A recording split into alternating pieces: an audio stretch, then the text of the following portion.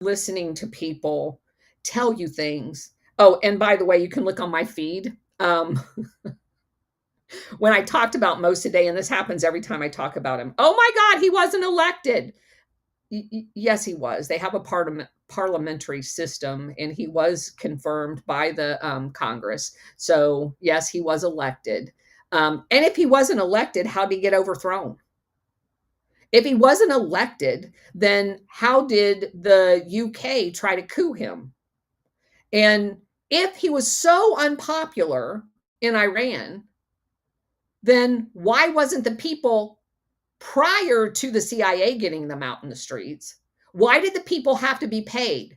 They spent millions of dollars in Iran generating fake outrage in order to gin up the coup that Kermit Roosevelt was sent there. And if it wasn't the US CIA, why did Kermit Roosevelt, who worked for the US CIA, why was he there? Why was he the one? And it says, he admits it in his memoirs, by the way. He admits to getting rid of Mossadegh. He'll even tell you that he was the backup because the UK coup failed. So they can't explain, if the Shah was so great, why did he let a concession with BP that gave BP 86 pennies of every dollar and the Iranian people 14 cents? Because he didn't need the fucking money, because he was getting paid under the table. The Iranian people needed the money, and he didn't give a crap about them either. So if you are in the government and everybody else was renegotiating back in the 50s and 60s, the concessions, that, by the way, is what got the Mattei guy in Italy killed, because he went to Libya to renegotiate the Italian concessions. And when he was on his way back, they blew up his airplane, because you were not allowed to give indigenous people their own money at a 50-50 split if you were the Europeans. You had to extort them for concessions that basically starved the people. Because if you gave them too much money and you could improve their education system and their medical system, they may not die at a fast enough rate for the eugenicist in charge of this operation. And they might get smart enough to catch on to the fact that they were being infiltrated and kept down as basically slave labor for this international syndicate. So I love the people that try to make the case that Shah was the rightful owner and Mossadegh was the trespasser, except for he was actually elected, and you had to coup him and keep him imprisoned for the rest of his life because he was such a threat to the freedom of Iran. And these are the same people that, and again, in that space, they are the exact same people that are saying how bad Iran is right now. Well, maybe if you hadn't put the Shah back in and created such a mess of it, you'd have never had the Ayatollahs, you'd have never had any of that shit. Maybe if you'd have just let it be a democracy, where you took care of the people and educated them, provided them with health care that you guys all seem to think is such an important human right. Yeah, no. The hypocrisy is just, like, to me, over the top. Okay.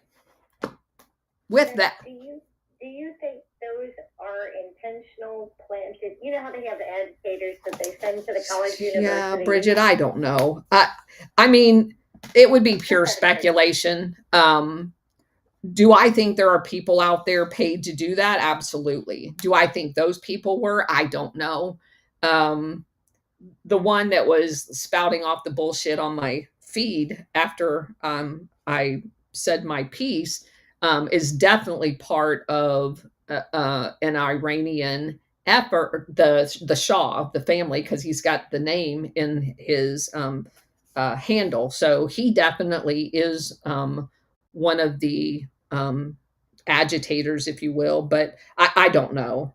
I do notice the majority of the people that were in that space are ones that have very large accounts and get reposted all of the time as if they're some sage. And I quite frankly, from an historical perspective, they don't know shit. So take that for whatever it's worth. Anyway, okay. So we are up to the part where we're going to talk about Air America and their role in Laos. Um, there is a thing called the, I don't know exactly how you pronounce this, Quemoy, Quemoy crisis that occurred in 1954, and then again in 1958 that generated a buildup of Chiang Kai-shek's troops on the offshore islands from which battalion strength commando raids had been launched. While this buildup was encouraged by local military advisors and CIA personnel, it was officially on in the what they told the people that it was disapproved, but they actually had approved it through Secretary of State and National Security Council. So unofficially, it was fine. Officially, it was not fine. The crisis generated new pressure in the Pentagon for bombing the mainland, talking about China. But with their passage, the likelihood of a US backed offensive. Hold on a second. Yeah, okay. Seemed to recede. America's intelligence officials later confirmed that the Soviet Union had disappointed China during the 1958 crisis by promising only defensive support. Some U.S. officials concluded that the U.S. had therefore risked confrontation with impunity below China's southern border, since any response by China would only have intensified a split between it and the Soviet Union. The fallacy of this reasoning soon became apparent. After Quemoy, Laos appeared to present the greatest likelihood of war in the Far East. Though hardly because of any inherent aggressiveness in the Laotian people themselves, who basically were the victims of this whole sordid mess. In 1958, a non-aligned government that had been established in Laos under Prince Phuma appeared to be close to a neutralist reconciliation with the pro-communist Laotian Lao, Peothan Lao, fearing that this would lead to the absorption of Laos into a communist bloc, which there was no indication that that was true, because the actual people that were in charge were neutral. The U.S. decided to intervene. Suvarna Phuma was forced out of office in 1958 after the U.S. financially, economically put a stranglehold on his government. Egged on by the American advisors, the succeeding government of Sanakoi declared itself no longer bound by the provisions of the 1954 Geneva Agreements. They recognized the KMT nationalist Chinese government on Taiwan and moved swiftly into a covert buildup of U.S. military aid, including non-uniformed advisors. So in other words, this is another CIA orchestrated coup to get rid of the neutral government, a non-aligned government, because you weren't allowed to be non-aligned. You either had to be with the United States or you were against it. Even so, the CIA and the military were not satisfied with the new government per se, but the State Department had given its approval. Allen Dulles was determined on what in 2002 had become a familiar regime change agenda, telling the National Security Council December 23rd, 1958, that drastic changes in the Laotian government will be required if the Peotian Lao element was to be restrained. The CIA backed a right-wing power base under a colonel who was later promoted to general by the name of Nosevan. His party, if you will, was called Committee for the Defense of National Interest, which had absolutely nothing to do with national interest and everything to do with Western interest. And for the next few years, Fomi, a key figure in its subsequent scenario, um, was part of this. The Pentagon, meanwhile, backed a plan for a marked increase in the number of American military personnel, even though this would entail scrapping the limits established by the 1954 Geneva Accords. But they haven't paid attention to the Geneva Accords in Vietnam or any place else, so what the heck? Washington officials were now set on a course authorized by the National Security Council, but often opposed to that of the U.S. ambassador in Vietnam. That led to further destabilization in Laos, or I'm sorry, in Laos, the ambassador in Laos, and hastened the growth of the communist sympathetic Paotian Lao. The CIA's plotting on behalf of General Fomi has therefore frequently been derided as self defeating. This assumes, however, that the CIA's interest was confined to rather just the internal politics of Laos, which of course we know is not true. They were very interested in the poppy. In December 1958, both North Vietnamese and Nhunan province in southern China began to complain of overflights by Americans or quote unquote Laotian planes that oftentimes had American or Taiwanese pilots. These charges, Arthur Dahmen intimates, may refer to the flights of American reconnaissance aircraft.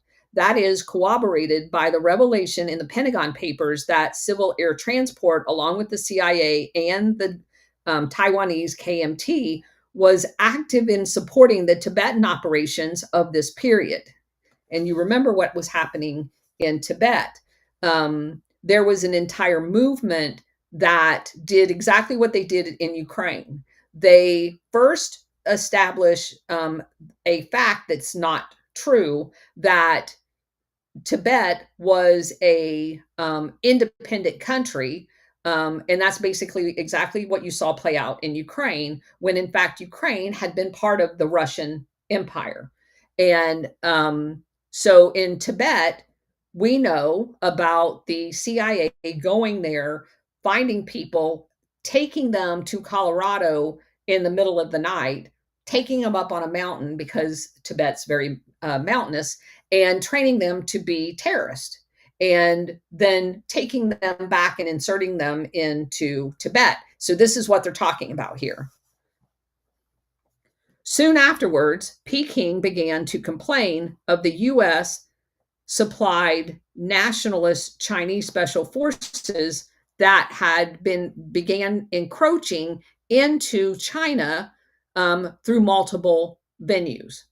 And again, remember, when they say nationalist Chinese, they're talking about the KMT and Chiang Kai-shek's army that the CIA set up on Taiwan.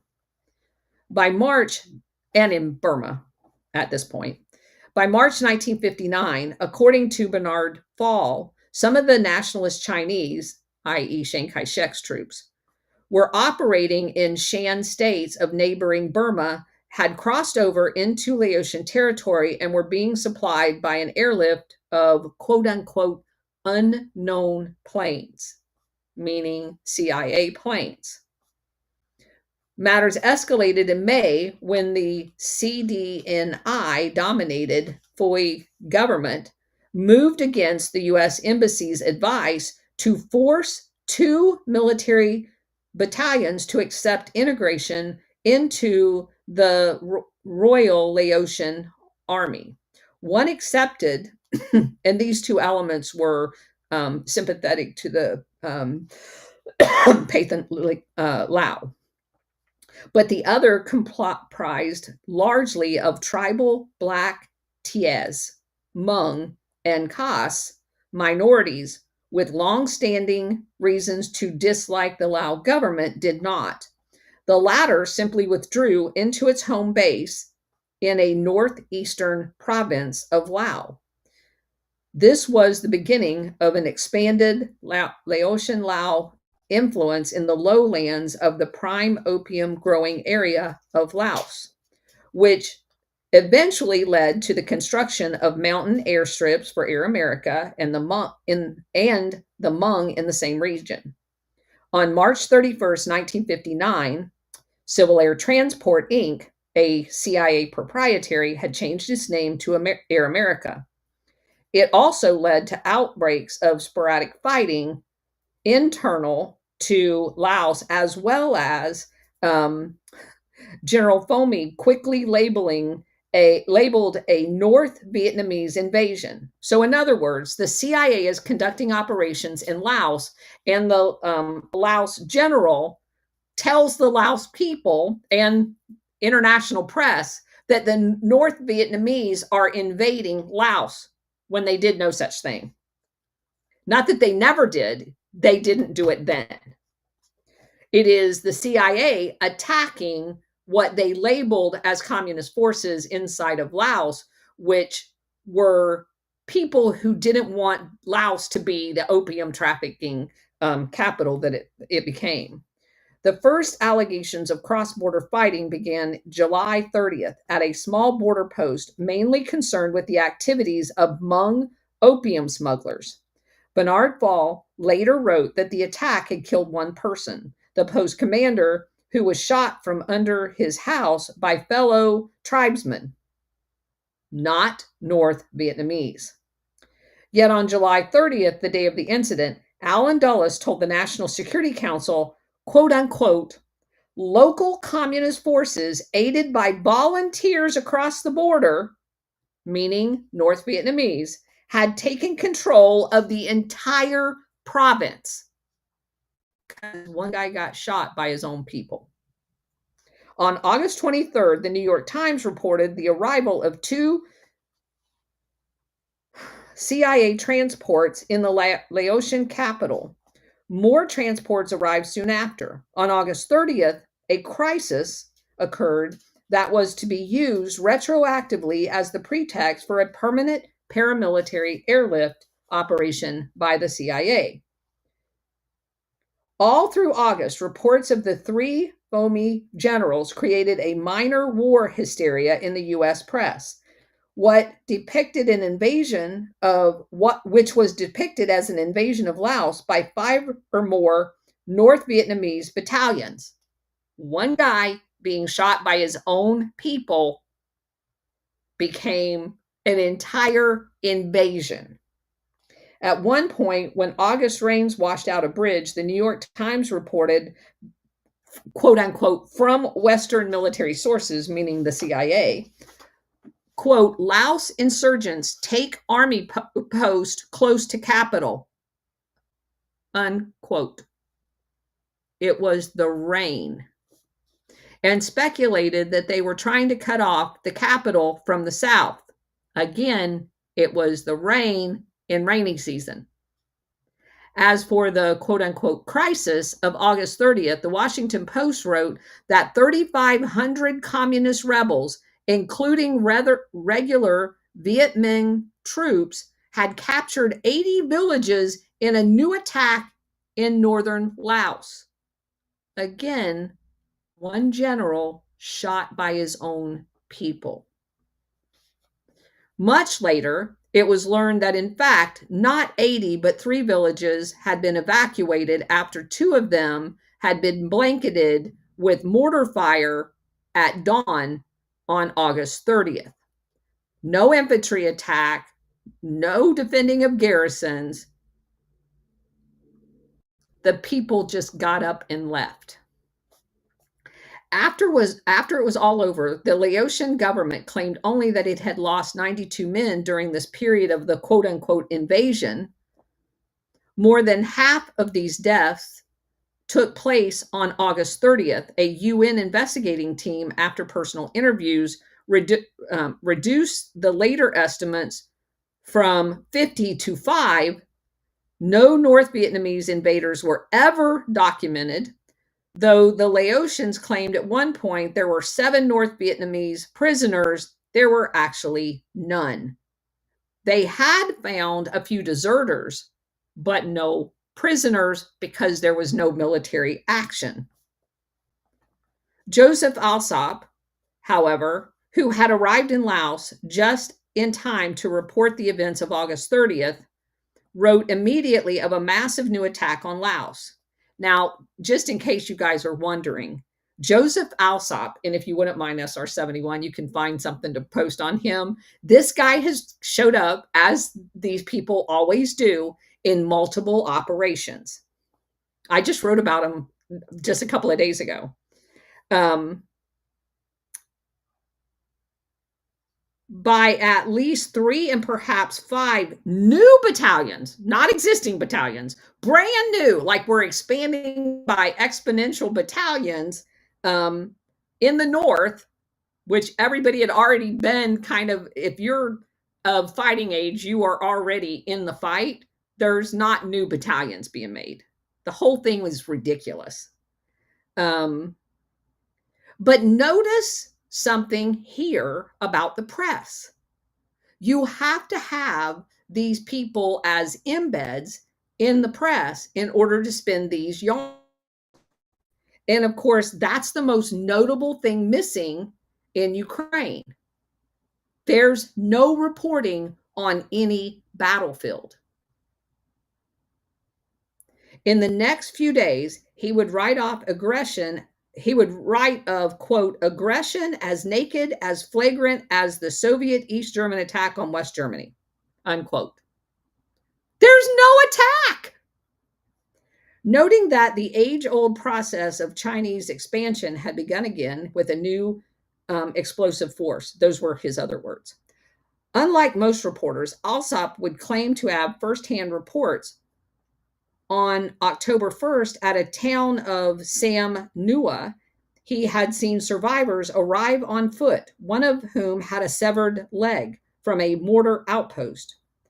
Bernard Fall, who was also in Laos and knew of the area well, later called all of his, quote, just at so much nonsense, unquote, specifying that, quote, a villager with a severed leg wound does not cover 45 miles in 2 days of a march in the Laotian jungle, unquote.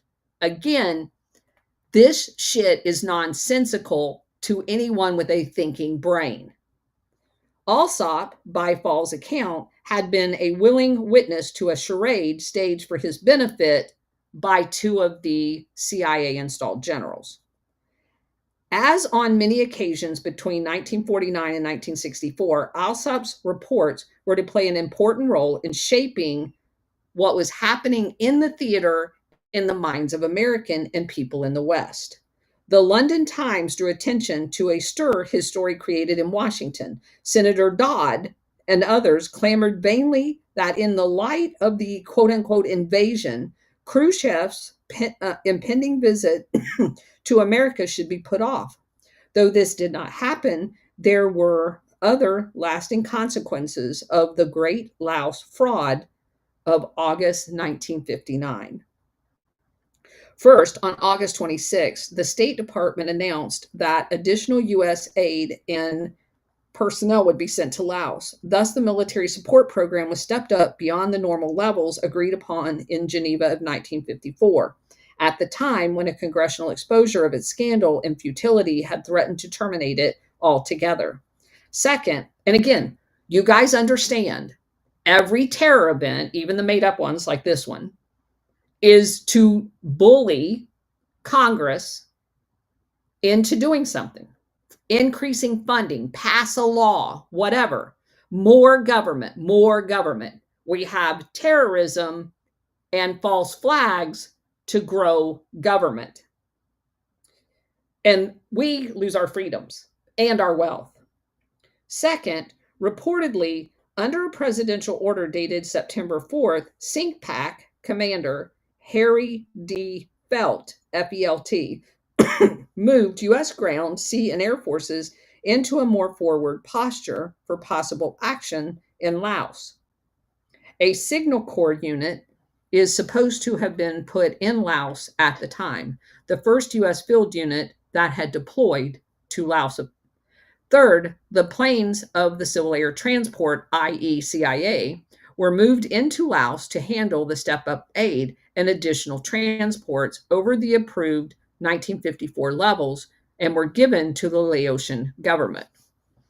At the same time, a Chenault-type volunteer Air Force of U.S. active and reserve officers, American Flyers for Laos was the name of it, was said by the Times to be negotiating a contract for air operations just like the Flying Tigers. The timing of these decisions were intriguing.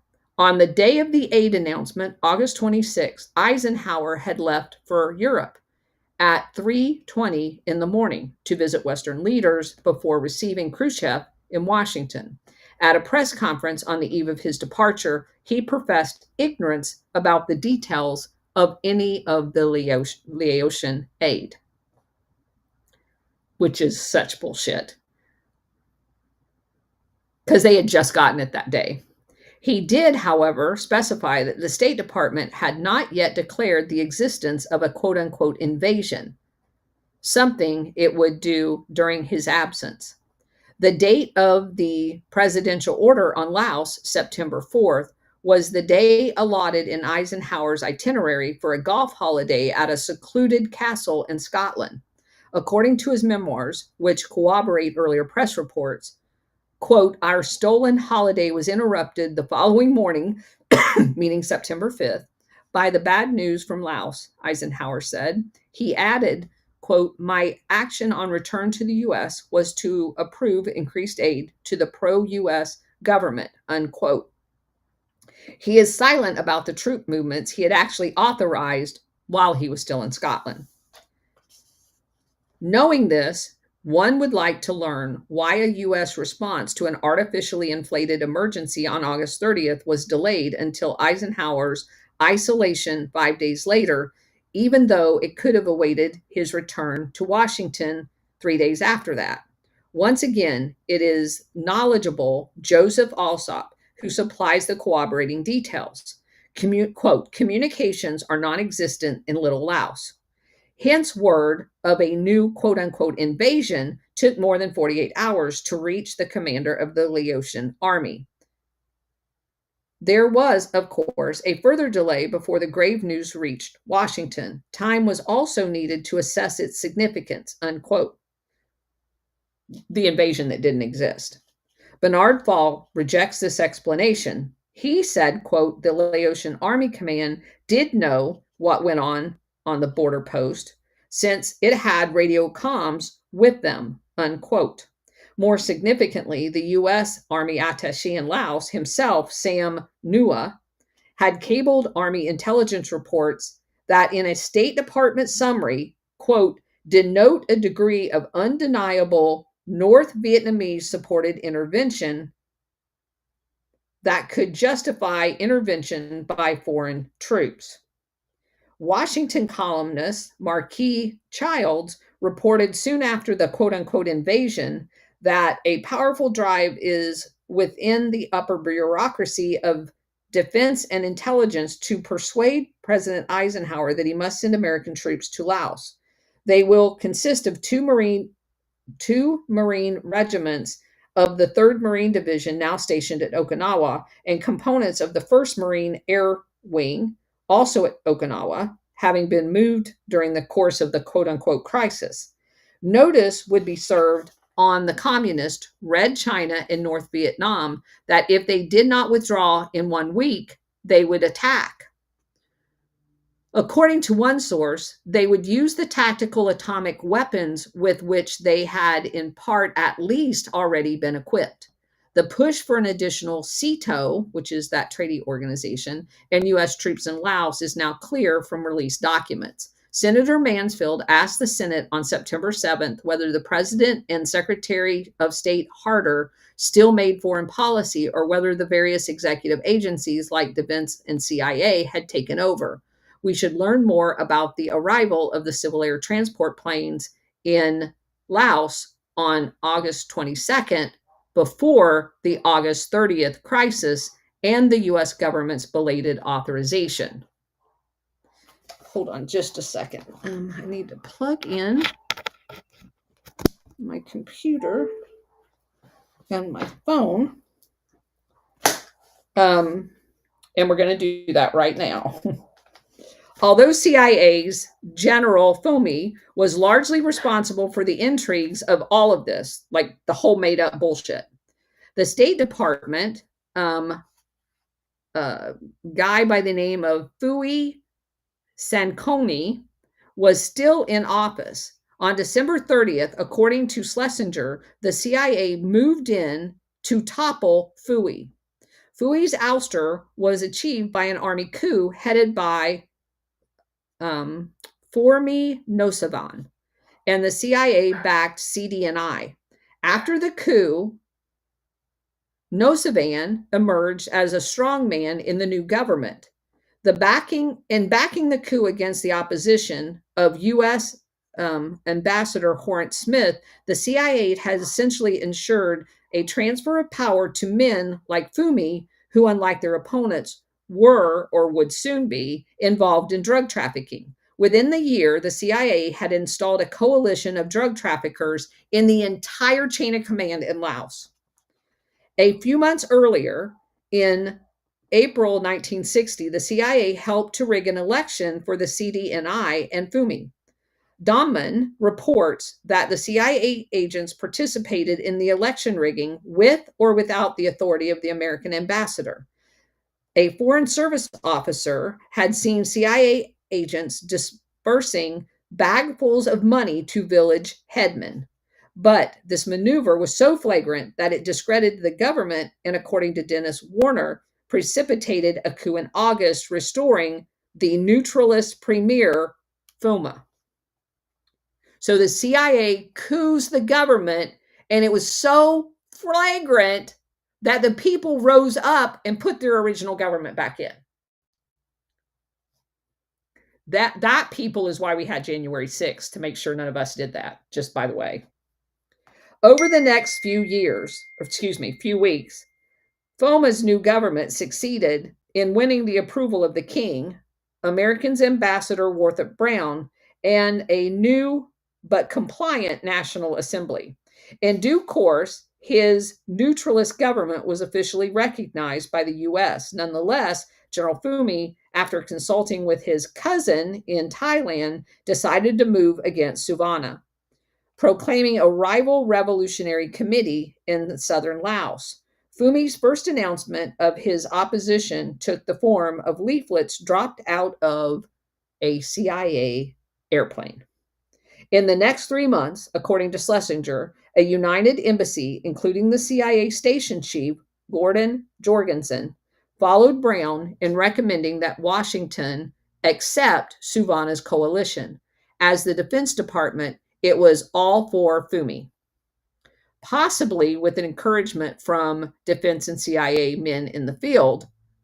Fumi, according to the new government, and he formed a new government and denounced the actual government of Laos. This should sound very familiar, by the way. The Fumi regime became the recipient of military aid from the US. They are not the official government. While the Suvarna government, actually in the capital, continued to receive some aid. Ambassador Brown still worked to bring them together, but the military support convinced Fumi that if he held out long enough, he would be able to overthrow the government that was actually in the capital. In fact, Fumi had high-level CIA and Pentagon encouragement to oust Suvarna's supporters from the capital. The proof of this was that while Sarat's forces in Thailand blockaded the capital, Air America was stepping up its military airlift, supplying warlike material to Fumi. It was plain, Doman said, that General Fumi was rapidly building up his materiel and manpower to create a coup in the capital. From mid-September, Savannakhet was the scene of an increased number of landings and takeoffs by unmarked C-46s and C-47s that were all flown by Americans. These planes belonged to Air America. In October, Hillsman reported Ambassador Brown telling Suvarna that the U.S. had Fumi's had Fumi's promise not to use the aid against the actual government. Yet, even as he did so, two men flew to Savanak and gave Fumi the green light to march on Laos capital.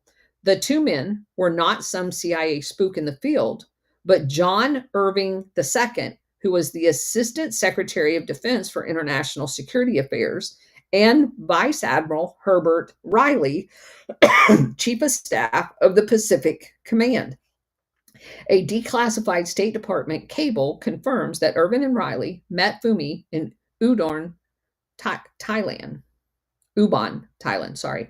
The thrust of their discussion was that the US was prepared to support, at least secretly, a march on the capital and recapture the government from Fumi.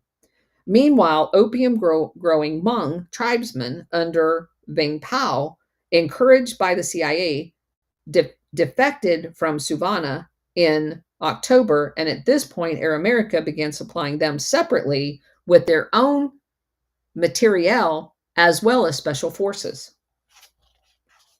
Why did the U.S. officials deliberately foment a conflict between non-communist forces in Laos, a conflict that led to rapid increases in territory held by what they accused as being communist, the Paeotian Lao? According to the Time magazine article, quote, the aim, explained the CIA, who called Fumi our boy, was to polarize the communist and anti-communist factions in Laos, unquote. If so, the aim was achieved. The country became a battlefield where U.S. bombings with between 400 and 500 sorties a day in 1970 generated 600,000 refugees. Polarization, as sanctioned by the Thai blockade of Laos capital, and a U.S. refusal of supplies for Savannah to request an airlift of rice and oil from none other than the Soviet Union. So then immediately he gets accused of being a communist, because that's how this game works. The first Soviet transport planes to arrive in the capital on December 4th, 1960, and the Russians were careful to send civilian pilots, not military. They were, quote, following the precedents already set by the U.S. But again, there's a double standard. The U.S. is allowed to do whatever the hell it wants, and no one else is. In late December, an American transport was actually fired on by a Soviet airplane, and a major international conflict seemed possible. Of course, there were some in the CIA and defense who thought that it was showdown with quote unquote communism in Asia was going to be beneficial to them. Many more, including most of the Joint Chiefs, believed that America's first priority in Laos was international, to maintain a forward strategy against the imagined Chinese expansionism. Thus, the actual thrust of American policy, if not its avowed intention, was toward the Chenault vision of a rollback and to install Chiang Kai-shek. The last weeks of 1960 saw ominous indications that anti-communist forces were only too willing to internationalize every aspect of this conflict, especially the first reports in Times and Le Monde, which is the French leading New York Times kind of paper, that General Fumi's forces were being bolstered by Thai combat troops in Laotian uniforms and by Thai helicopters. The expulsion of Savannah from the capital in mid-December ended nothing. For the next 18 months, Laos would have two governorates, each recognized and supplied by a major power. For a second time, as a year earlier, the CIA had turned into a coalition of drug traffickers to oust a clean civilian government. This time, the drug connections were stronger than before, for the CIA, using Air America, had cemented an affiliation between Fumi in the south and the opium-growing Hmong troops of Vang Pao. Though the U.S. had many harsh words for the leaders they ousted, chiefly Fuma, these men were never accused of drug trafficking. This is exactly what we did in Afghanistan with the Taliban when they eliminated the drugs. You're not allowed to do that. And that specifically happened in 2000 and 2001. Go look at any chart on the opium produced in Afghanistan. It went down to almost nothing. And then suddenly we have 9/11, so we can go back in and free Afghanistan from the Taliban, who didn't want opium, to a government that allowed the CIA to grow as much opium as they wanted, or poppy to produce the opium. Did Eisenhower authorize this course towards drug escalations? Years later, in a 1966 article in the New York Times, it was claimed that the president had specifically approved the CIA backing of Fumi against Ambassador Brown's advice. The documentary record, now available, confirms Ike's approval, but in an ambiguous way, because, of course, the presidents always want plausible deniability. On September 15th, the president agreed that the U.S. could support Fumi, and also that it might be possible to provide Fumi with some additional C-47s. But at the same time, the State Department was still hoping to draw Fumi into a wider anti-communist coalition.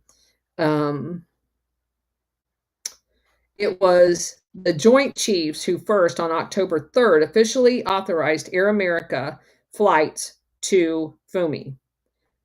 Note that, as mentioned above, Air America had already been supplying Fumi since mid-September. The first Air America flights reached Vang Pao on October 5th. Securing his allegiance would now be with Fumi. Not until October 11th was Eisenhower notified that the supplies, quote, will be flown into the non-communist Hmong area in the north, unquote.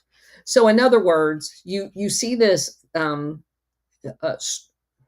word's not struggle, but this obfuscation between the CIA, who's already doing the business, and then they finally get the Department of Defense into it, and it's reported as it's a Department of Defense initiative when the CIA is already doing it, only to find out that the CIA not only was doing it, that the authorization that the Defense Department gives to do it is using the CIA apparatus called Air America. And the Department of Defense knew that Air America was a CIA proprietary. After Fuma and Fumi had both made it clear that they would have nothing to do with each other, Eisenhower, on November 21st, officially authorized planes and funds to Fumi's rebel cause. Hearing from the Secretary of State Harder that it was time to make the wraps off of, to take the wraps off of Fumi, the president agreed to provide Fumi with civil air transport planes. The president at the time was staying at his house in Augusta National Golf Course. Eisenhower's own memoirs, in an extraordinary passage, ignored all of these developments. He states quite clearly that it was after December 13th, after the crisis posed by the new Soviet airlift, that he approved the use of U.S. aircraft to transport supplies to the area. That's a blatant lie.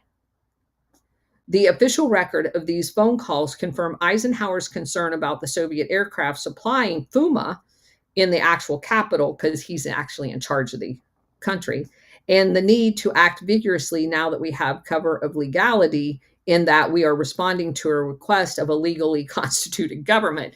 But it's not.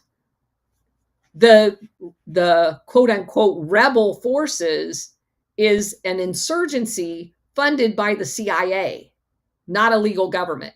The fact that you now recognize that as a legal government doesn't make it a legal government.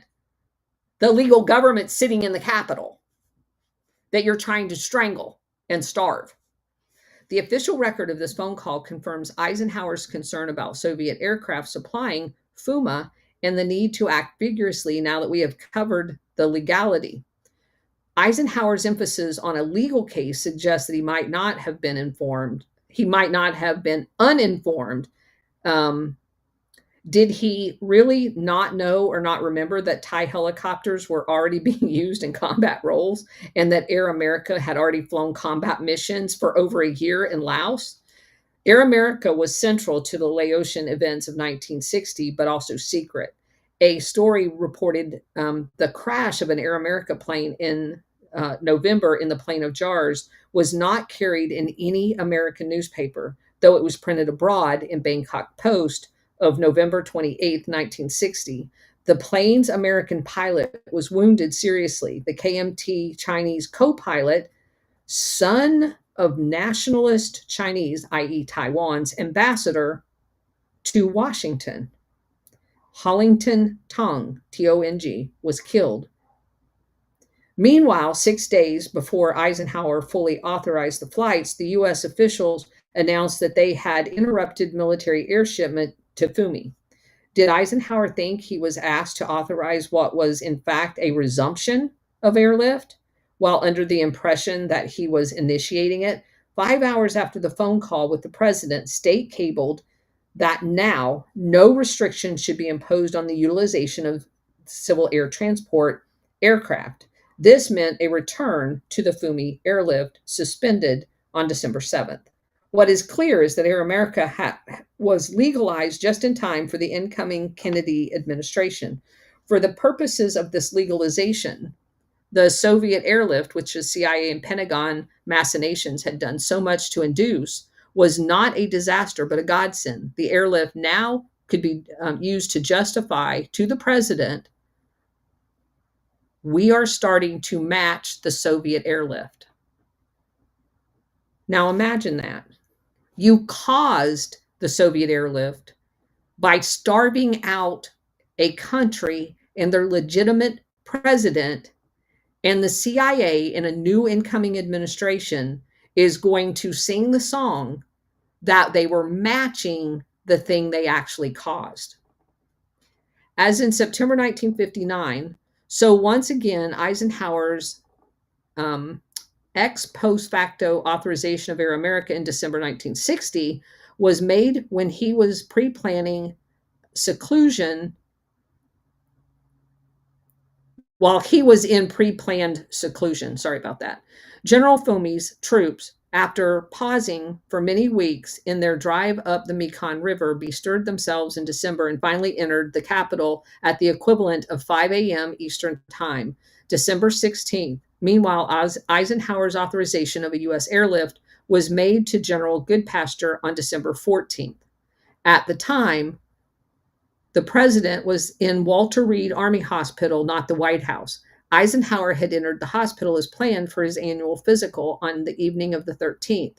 He left at 10:20 a.m. on the 15th.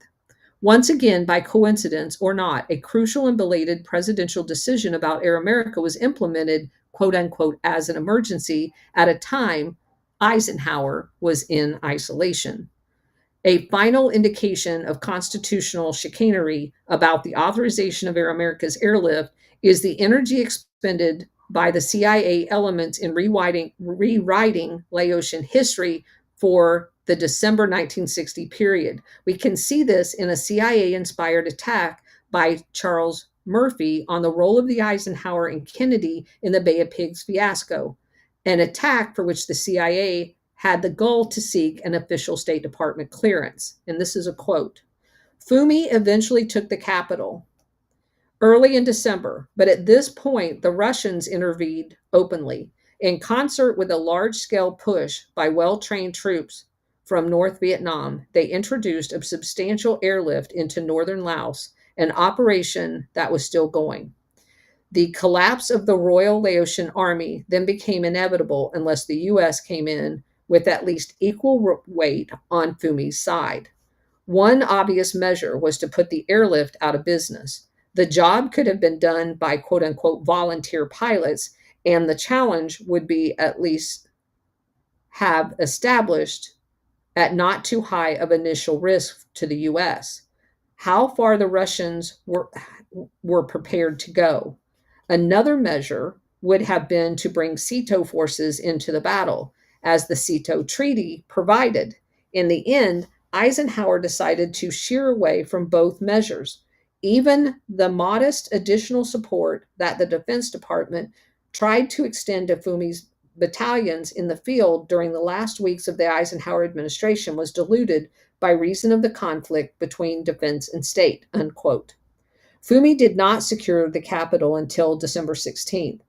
The Soviet airlift had begun on December 4th. By thus reversing the order of events, the article implies that the U.S. was sending aid to a legal government, the Soviet Union to the rebels, but that's actually ass backwards. Murphy's article, though misleading in historical facts, correctly shows the magnitude of the choice Eisenhower was faced with. The Laotian crisis of the election year of 1960, like the Gulf of Tonkin crisis in the election year of 1964, almost like these are planned or something, placed the president under pressure to put more U.S. troops in Asia. Because remember, the CIA loves to time these things during the election period up to and including the inauguration.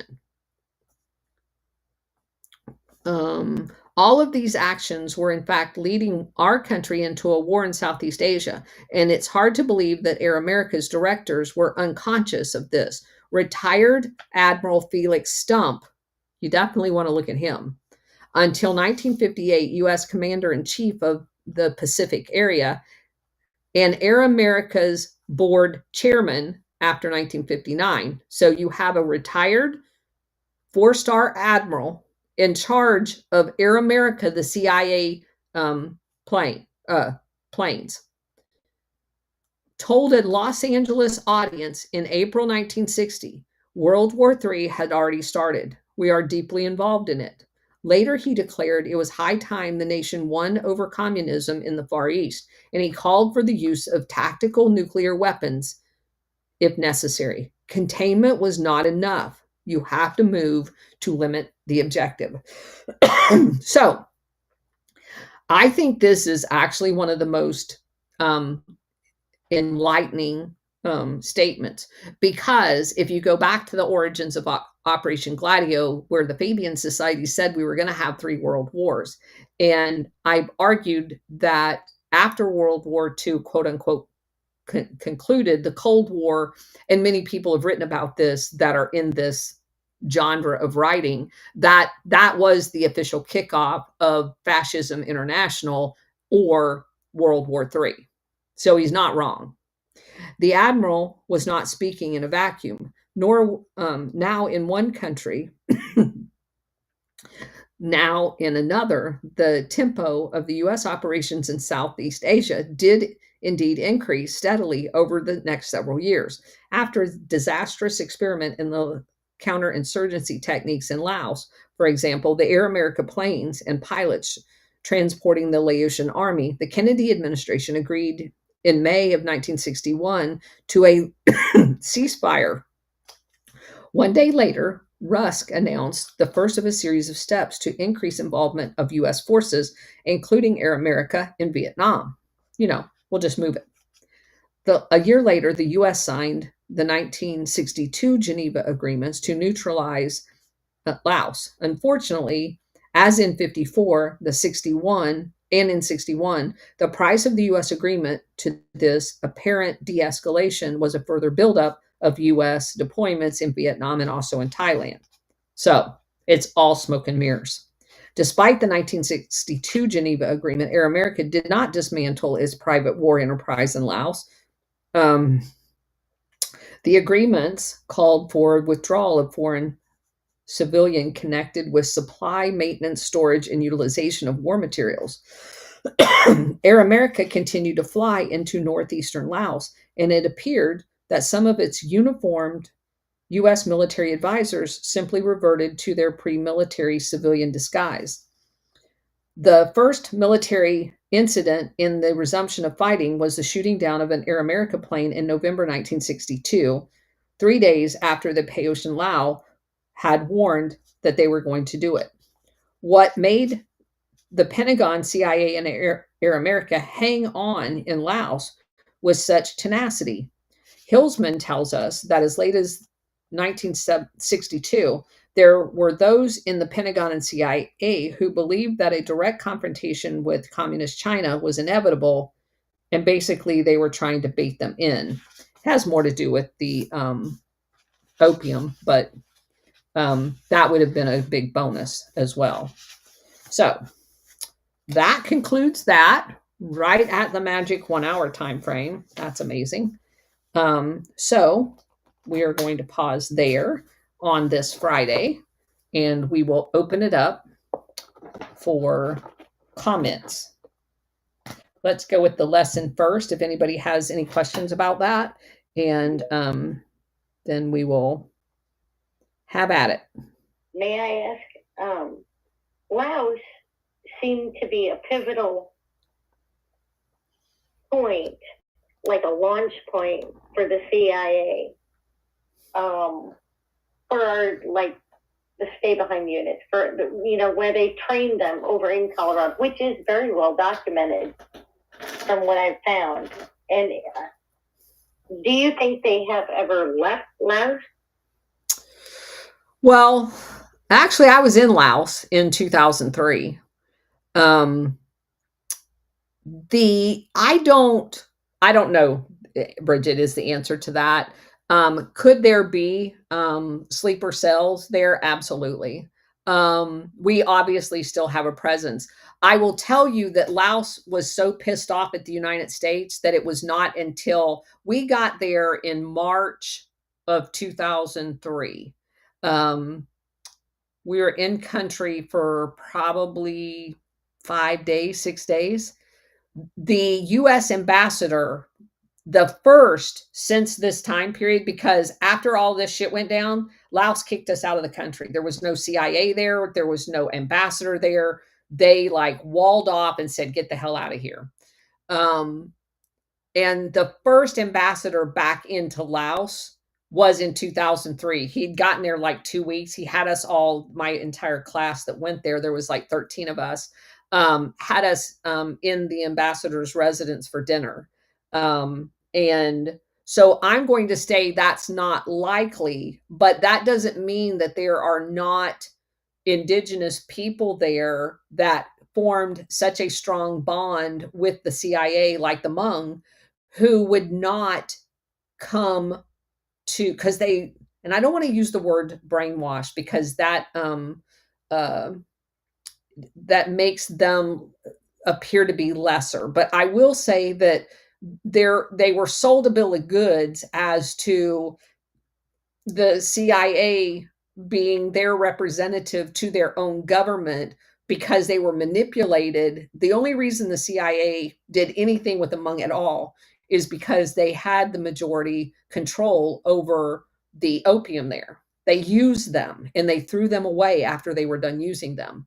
Now, does that mean they know that? Does that, because what was told to those people is that basically it was Washington's fault. The CIA really loves them, but the Washington is pulling us out, and sucks to be us, kind of thing. So that's my take on it. Could there be people still sympathetic? Yes. Did they actually leave them there? Possibly. They've not been used, to the best of my knowledge, in any like large scale way. SR? Okay, thank you. Thank you, Colonel, and thank everyone for attending, and all the folks on Rumble as well. 2 points of interest that I've got here. Excuse me. First of all, is that President Eisenhower seemed to be absent in several key decisions that were made. Secondly, the discussion of tactical nuclear weapons. Repeatedly. I wonder whether or not Eisenhower and future presidents were involved in those discussions concerning tactical nuclear weapons. So let me point out Eisenhower, quote unquote, missing. This is a tactic that Dulles used all the time. Anytime that he knew there was going to be a coup happening on a particular day, he was always out of town.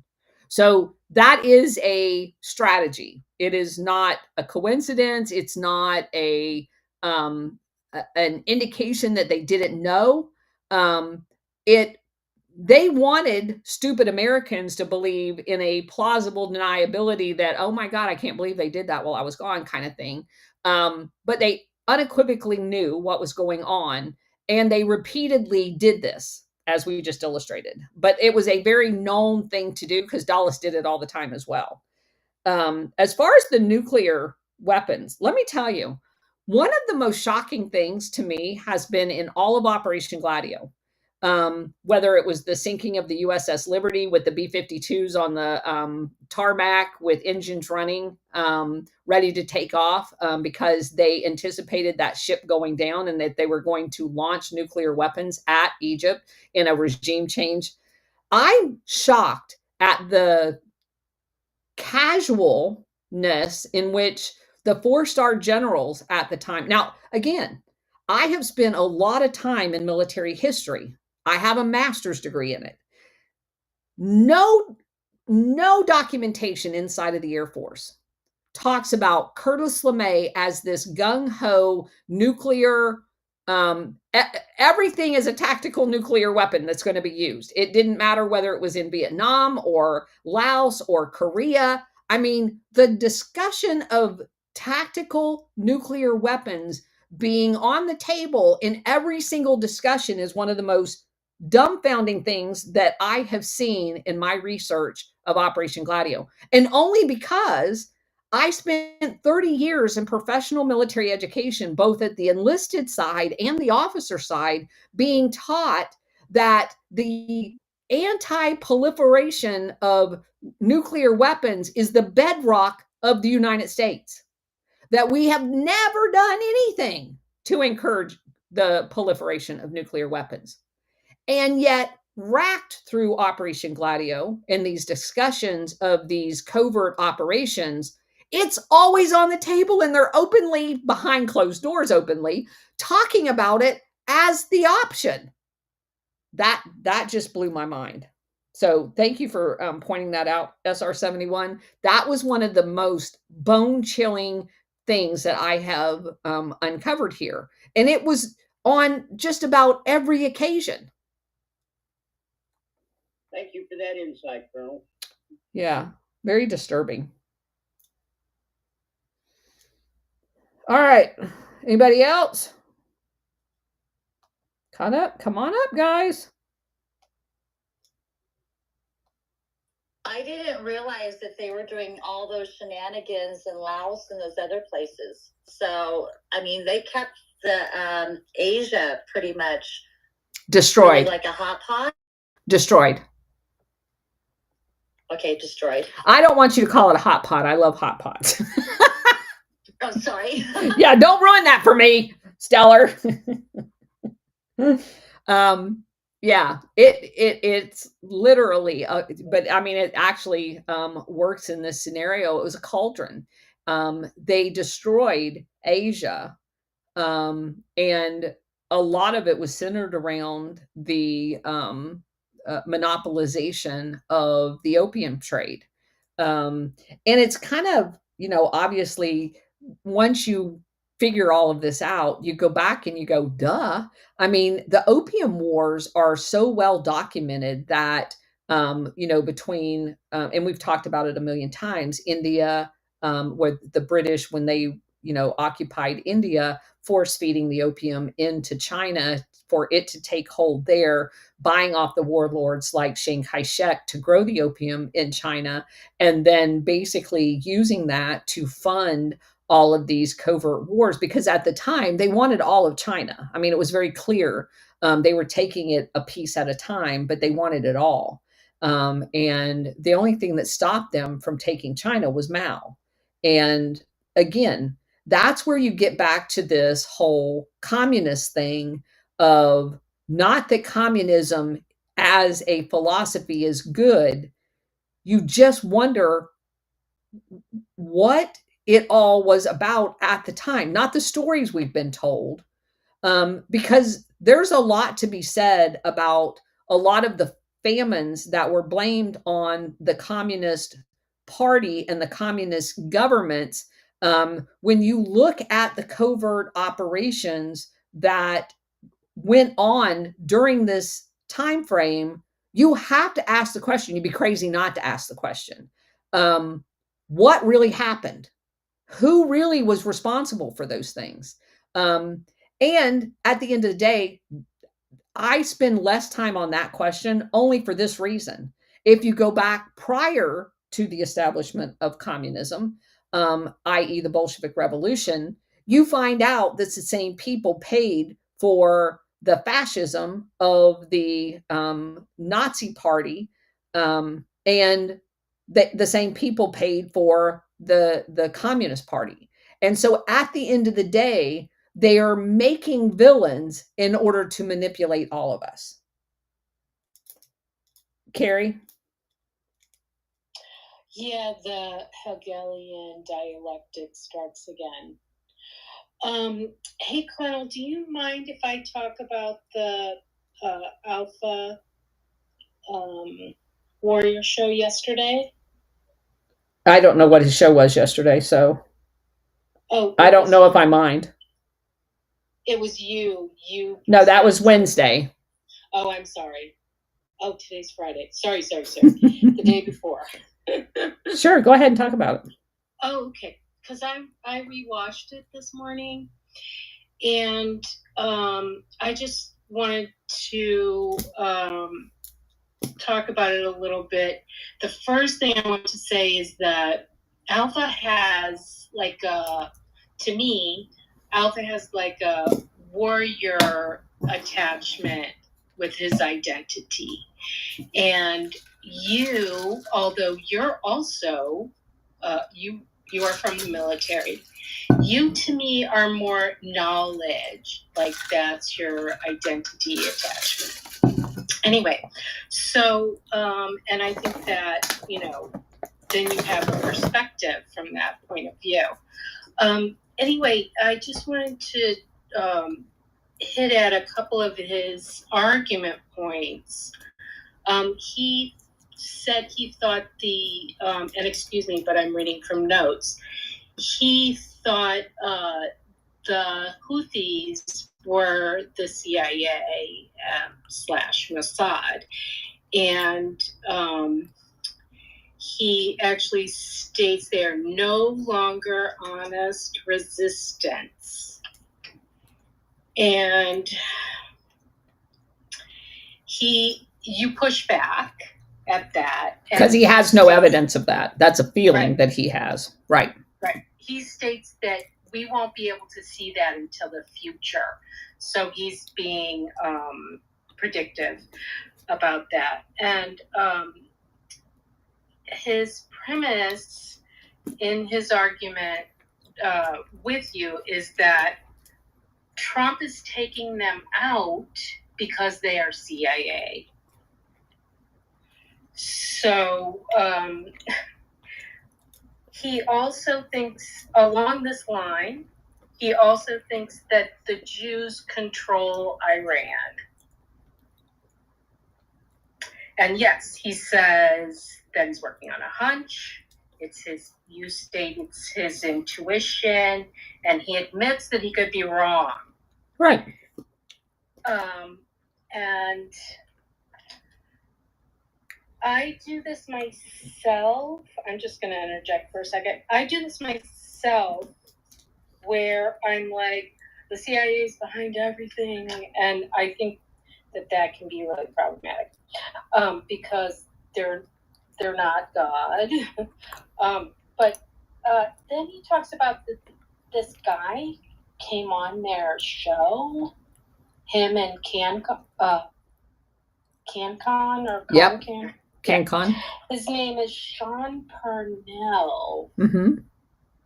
And that was really striking for me because it seemed like he was saying he had inside knowledge from this man named Sean Parnell that just happened to come on their show, while they were on. And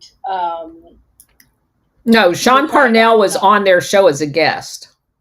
Oh, he was on there as a guest. I thought it wasn't clear. I'm sorry. That's okay. Maybe I misunderstood. And then that guy is now in the White House. Correct. He's well, no, Yeah. Sean Parnell is the assistant public affairs officer at the Department of Defense. Yeah. Well, I consider that the White House. But It's not the White House. isn't it an agency of the executive? The Pentagon is the Department of Defense. That's where Sean Parnell works. The so Secretary of never Defense called it works the for the White White House, but it is not the White House. Right. I'm stating it wrong. I'm sorry. I thought agencies went under that header, but No, they do I not. was wrong. Okay, sorry. Okay, and he then went into, and my argument about this, what I just went over, is they don't need, which you just talked about, they don't need World War III because they have endless war right now, which was set up by the Fabian Society, which you've gone over a million times. And one of his arguments was that they, they're trying to take us to the brink. Right. Yes. Yeah. And my other thing about what he was saying is that he was making predictions, which I'm really not comfortable ever making predictions. I don't know about you, but I don't feel comfortable doing that. And at the end, maybe you can clarify this for me. You talk about the oil pipeline regarding China and the Taliban. And then he goes on to talk about, like instantaneously, them impeaching Trump. Like they tried to assassinate him, and then they're gonna, which I didn't really understand. I don't know if you remember that, but if you could clarify why he's, I didn't get that. But I don't remember that part of it. Go ahead, Bridget. Yeah. Simon, I saw you came up. Did you have a question? Hey everybody, yeah, no, I was trying to get Colonel earlier to come in one of my spaces. We had like over 1,000 people in a Bitcoin space, and I was covering. I'm really trying to wake them up to Operation Gladiator.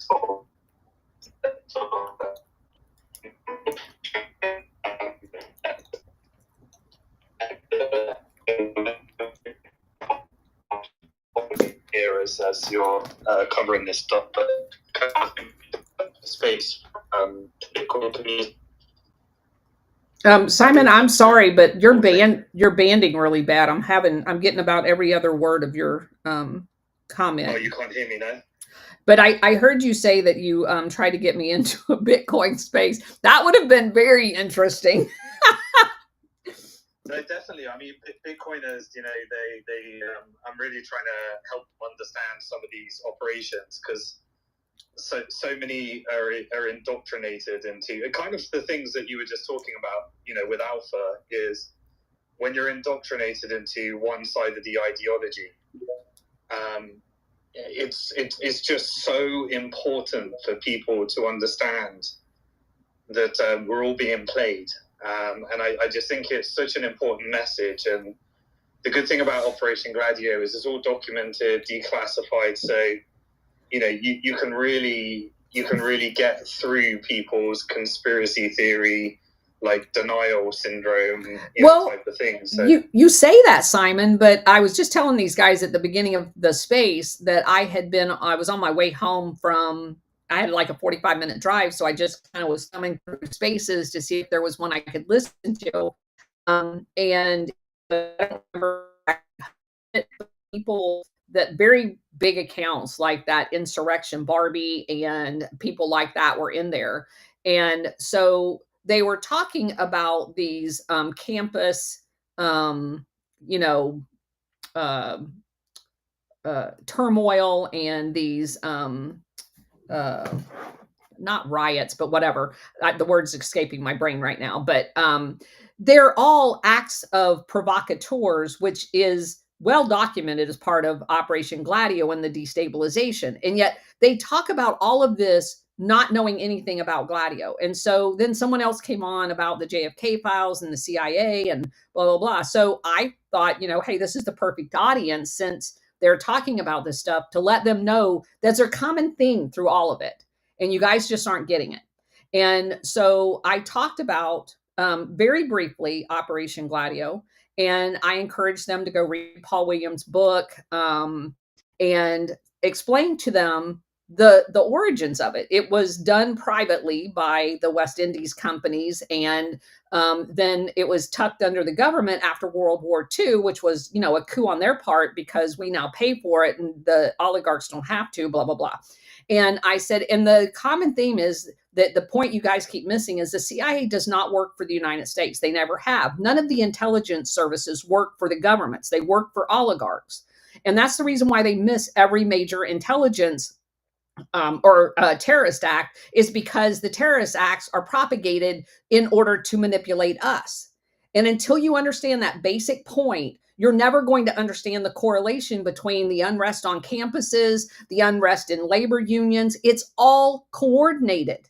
You're just not seeing it because you don't see the big picture. And I gave him a couple of examples, you know, of Mossadegh and Allende. And of course, the first thing somebody says is one of the guys comes up and he goes, yeah, you're right about all of your history, but, you know, they were communist, or at least communist-ish. And I go, by whose definition? I said, I could agree. Yeah, no, I actually, I followed you into that space. I was listening anonymously. So it's hosted by somebody called Stealth, and like her profile is like Angelina Jolie, I believe. And okay. you were in like you know, I personally believe, I can't evidence this, but you know, that she's part of the IDF influencers. So as soon as I saw you going into that space, I got a notification because we're pretty censored. And if I go and listen to any of those, like immediately I'll be booted. So I listened in anonymously. I was like, oh wow, this is going to be interesting, because you're in stealth space, and they are the propagators of just one side of the story. So they're like, you know, it is the Islamists and the IDF are fighting in a battle against the terrorists, and the KGB is funding the whole thing. And it's the communists. They want to take away our freedom. Well, damn it. 100% indoctrinated. Where were you, Simon? I wish I'd have known this, because I just come across the islands, the archipelagos off the coast of Yemen, where UAE and Israel are in bed together, setting up military bases there. Yeah, no, when I saw you in there, I was like, all right, okay, what's Colonel going to say in this one? I wish I would have known that. Colonel, I thought you were a psyop. I was like, why are you in this space? But I saw you go in, and you very eloquently shared a bit of history, and immediately they just railroaded you. Saying, yes, they muted me. From the CIA, I know this, and the only reason. And then you'd give them a few facts, and then suddenly they'd come up and they just wouldn't allow you to like get out to the point, because did you get booted down from that space? Yes. Oh yeah, they kicked me down. They took my mic away. Yes. So I saw that you got booted because they knew, yes, Stealth and the others, they knew that you were about to get to the point of, and by the way, all this Islamist terrorism is manufactured and paid by the West, and 100%. That's the narrative that they 100% don't want anyone to hear, because they are agent. They're in that group, and I'm not saying everyone's an agent, because you know the whole point is you have a few people that are agents, and then they build their tribe, and everyone else in the tribe is you know, indoctrinated into the Correct. ideology, and then just day in day out is just propagating that you are in, you know, the Jews are about to be killed, the Islamists want to kill you, they don't believe in freedom, they believe that the ultimate goal is to die for Allah, and therefore they want to take you out. And all they do is they spit that day in, day out, day in, day out, day in, day out. And so it was, when I knew they were going to beat you off, and it wasn't organic. Well, thank you for even anonymously being there. It is interesting, but you know what happens, Simon, every time I do that? We just went over, I think it's like 39,000. I mean, obviously I have a very small account because most of the shit that I talk about is muted. But I thought it was hilarious that and every time I do that, yeah, we just went over 39,000. So like hundreds of people will come as a result of that. Because they hear someone speaking what they know to be true. And people want the truth. That's the bottom line. And when things don't make sense, and of course I heard the person, right, I just gotten home anyway, talking about Iran being the sponsor of all of this crap. And yeah, it's crazy. But they're their own worst enemies. Number one, the way they talk over people, but number two, when you do go in those spaces and people hear the truth, they know it to be true. There's something innate about people hearing the truth, and they end up at least reading the material. And the guy you were talking about that came in and said, yeah, I know, I've worked. Well, he starts off the conversation saying, my grandpa was in the OSS.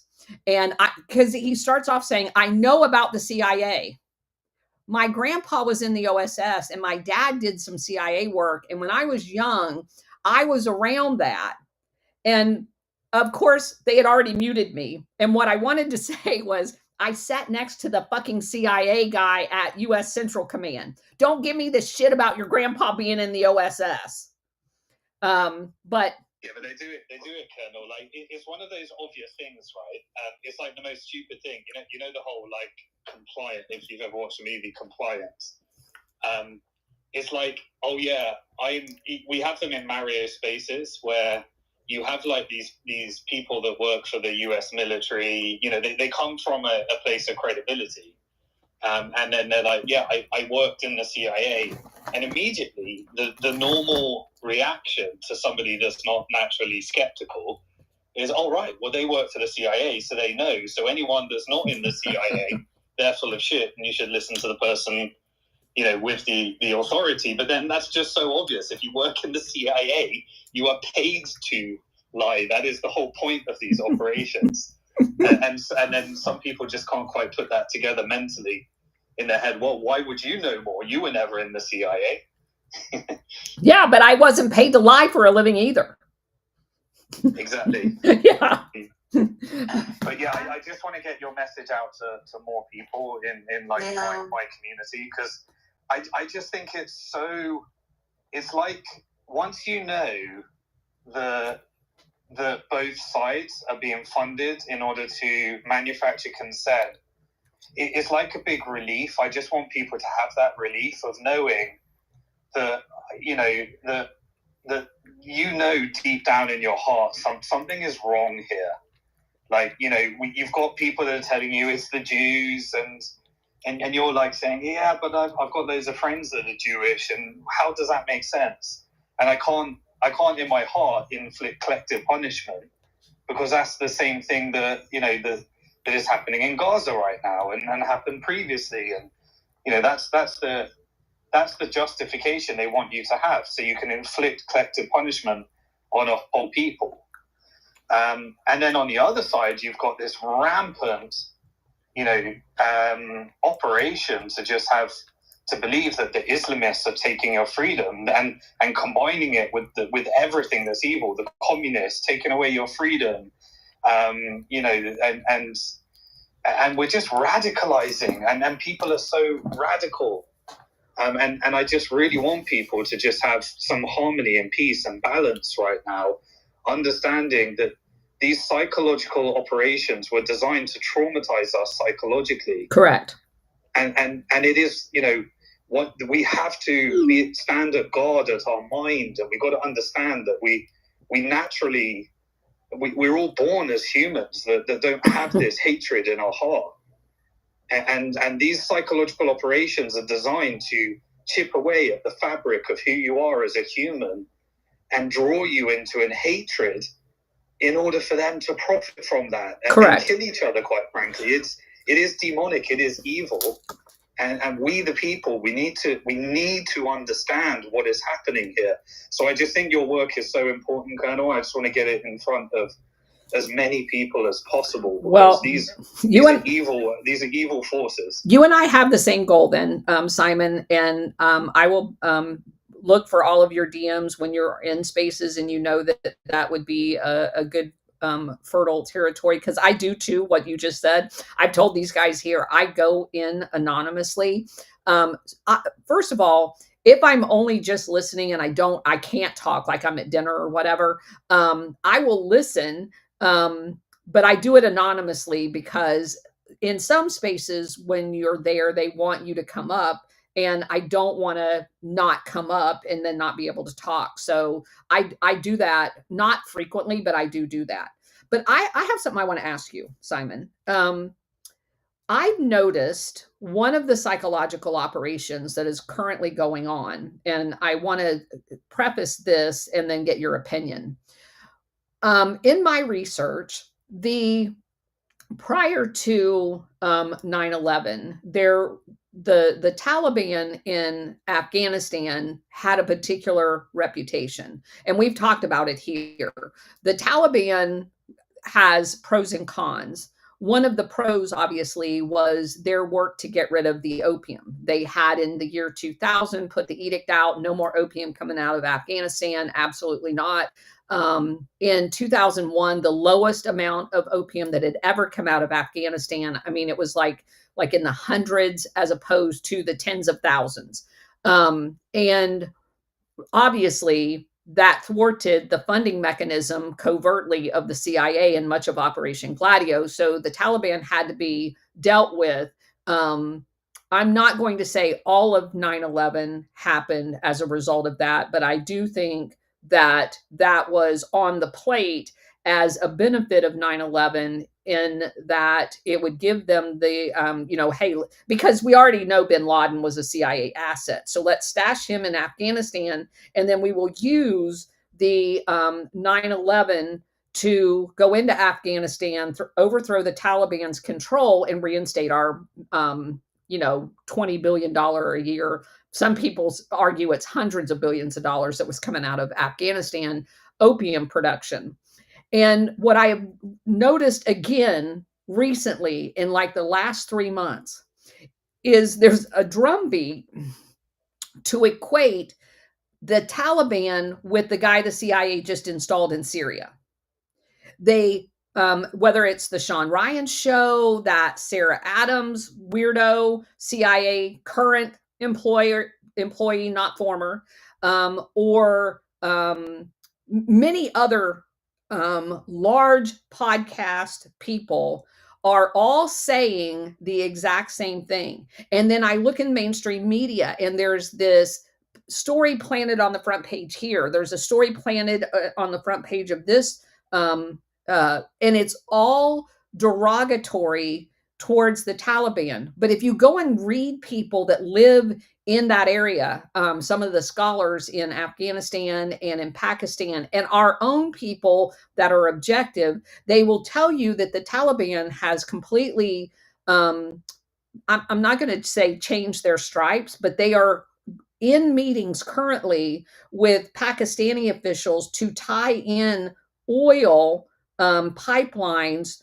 And the problem that these people that are deriding the Taliban have is they want to connect to a pipeline that China built down through Pakistan. And so you immediately see that this, what I call the international syndicate, is going to be thwarted, like thumped in the forehead, if Pakistan actually goes through with a deal to connect to the pipeline, or Afghanistan goes through with a deal under the Taliban to connect to the pipeline that China has coming down through Pakistan.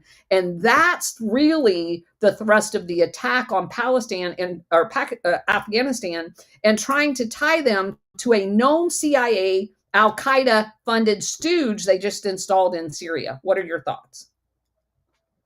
Yeah, very, very interesting. I personally think that at the moment there's a power struggle in the Middle East. I think that whole journey you talked about makes perfect sense, and there was obviously the regime change with Imran Khan that probably ties into that as well. Yes.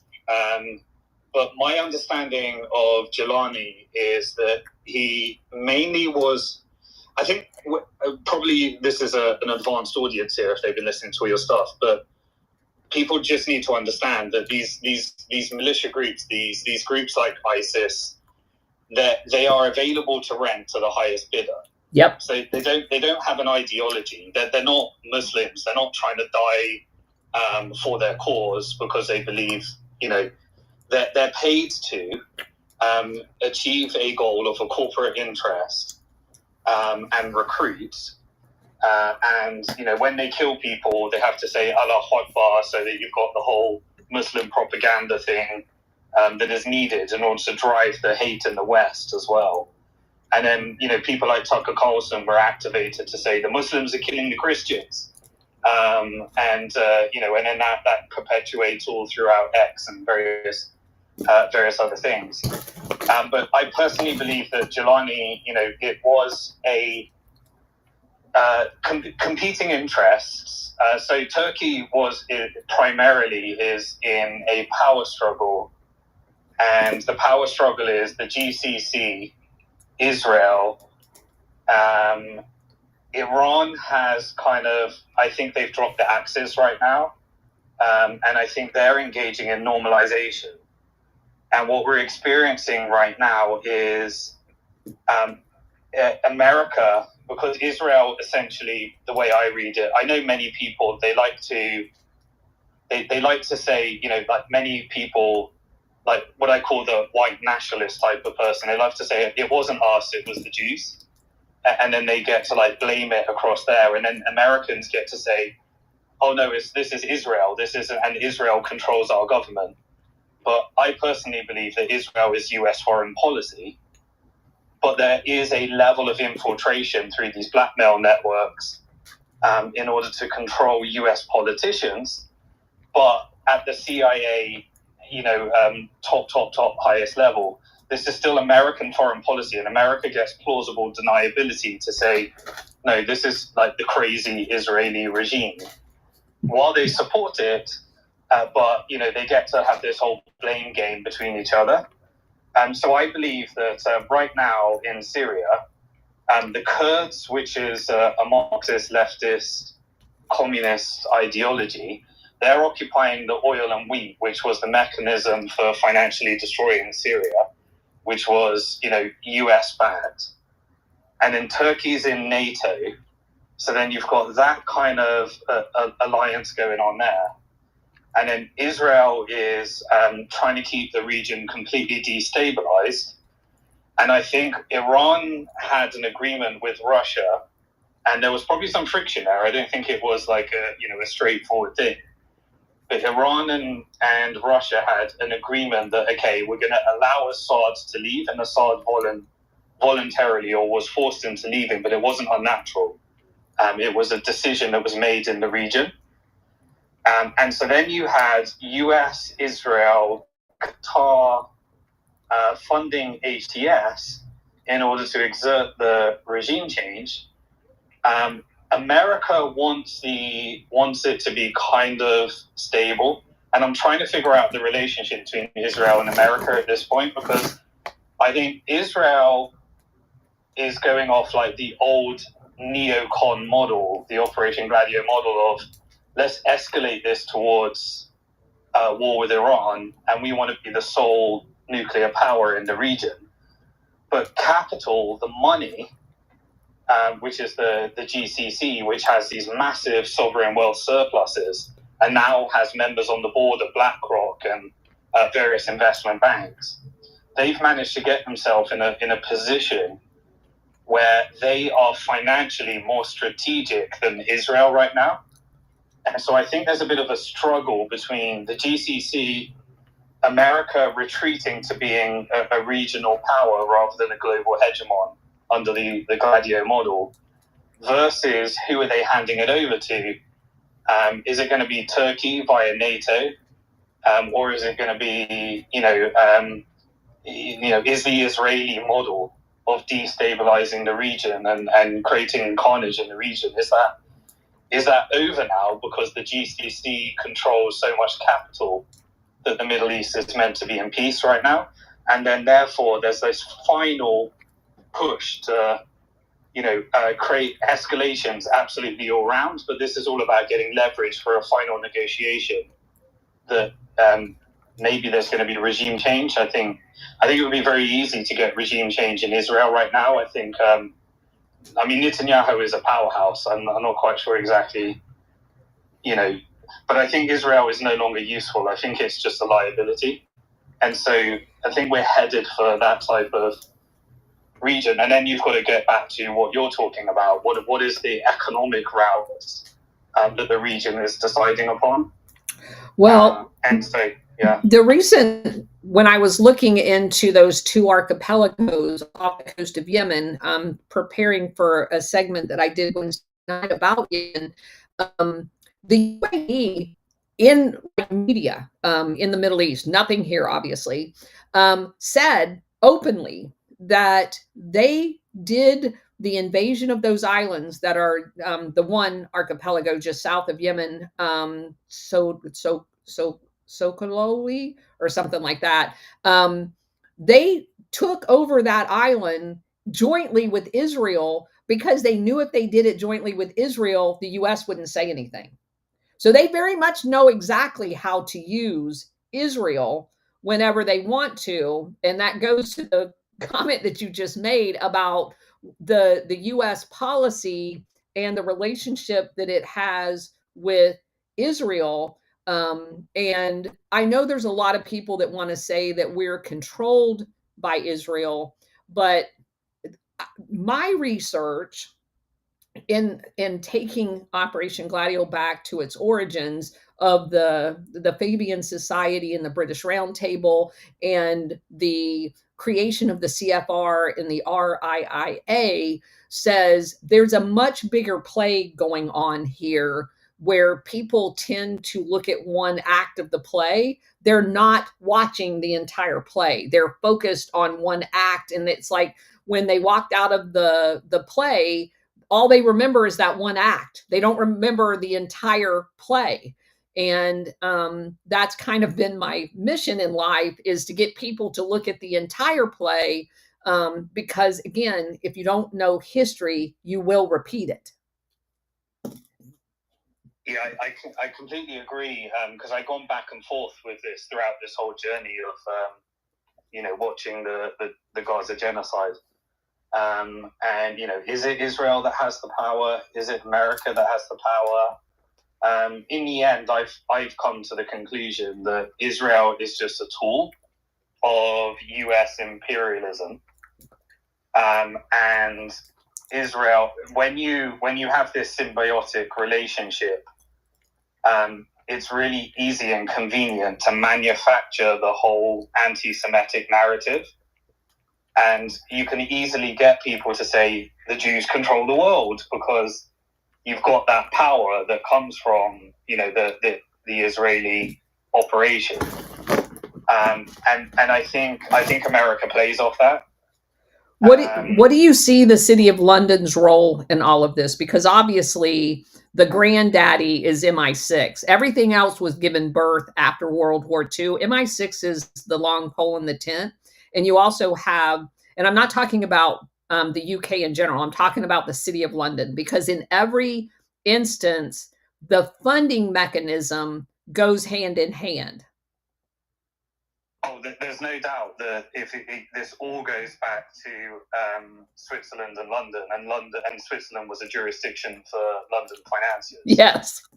So if you try to get the route of where did this come from, like as you said, it goes right back to British East India, Dutch East India. Yes. You can trace it back, but that's the model. The current world order, I think it started with the operation to co-opt the Bank of England into taking over the Great British Pound. And William Patterson came up with a scam which is we can find a mechanism for funding your wars if you give our bank the control to issue the pound as debt. Yep. And then that created the debt-based Ponzi scheme that was later transferred to the Federal Reserve. Yep. But if you go all the way back from the formation of the Bank of England, 1694, yep, through to the families that ended up gaining significant power over the crown, and the wars that were funded, then that takes you into the Rothschild families, and then that takes you into, you know, the Rockefellers once it hits the US side. But really, the main power structure that I think is relevant today, it came from the Bank of England, that then led to all the operations that were, you know, 3 attempts to get a central bank in America. The final one was 1913. Then you get income tax in order to pay for all the debt-based Ponzi scheme. And then, you know, this was a transition because the UK government was essentially bankrupted by the Bank of England. It managed to get all of the war funding, the British East India Company, you know, all of the colonialism and all the operations. That led to a massive transfer of gold over to the wealthy families, the Crown, the Rothschild families. And then once it was bankrupted, essentially World War I was where all of that gold was collateralized, and you needed a world war. You needed to manufacture a world war, and that was funded by many of the Zionists. And then you got all the major changes. This is when you had the Balfour Declaration with Walt Rothschild. Yep. This is when you had the overthrow of the Russian Tsar, which had the largest supply of gold in the world with the Soviet Union, an installation of Marxist communist ideology. You had fake capitalism in America with the creation of the Federal Reserve. And then you got the 2-tiered ideology of the Soviet Union versus the Fed as the 2 power structures. But then all the gold was transferred over to America, and then we had the World War I, World War II history that we all know about, which then led to the creation of the Bank for International Settlements, the Bretton Woods system, the International Monetary Fund, and the World Bank, which were the apparatus for expanding the model globally. And the Bank for International Settlements ended up relocating into Switzerland with all of its privacy laws. All of its jurisdiction in London, the one square, you know, city of London, which has even the king and the queen need permission to enter. And you had a bit of crossbreeding as well between families. So and I will just add, the 2 families that always get overlooked is the Wallenbergs in Sweden, that was critical to everything that you just said, and the Warburgs in Germany. Yeah, absolutely. And the Warburgs were at the Creature from Jekyll Island meeting. Yep. And prior to the Bank of England model, there was, you know, the Dutch central bank and the Swedish central bank.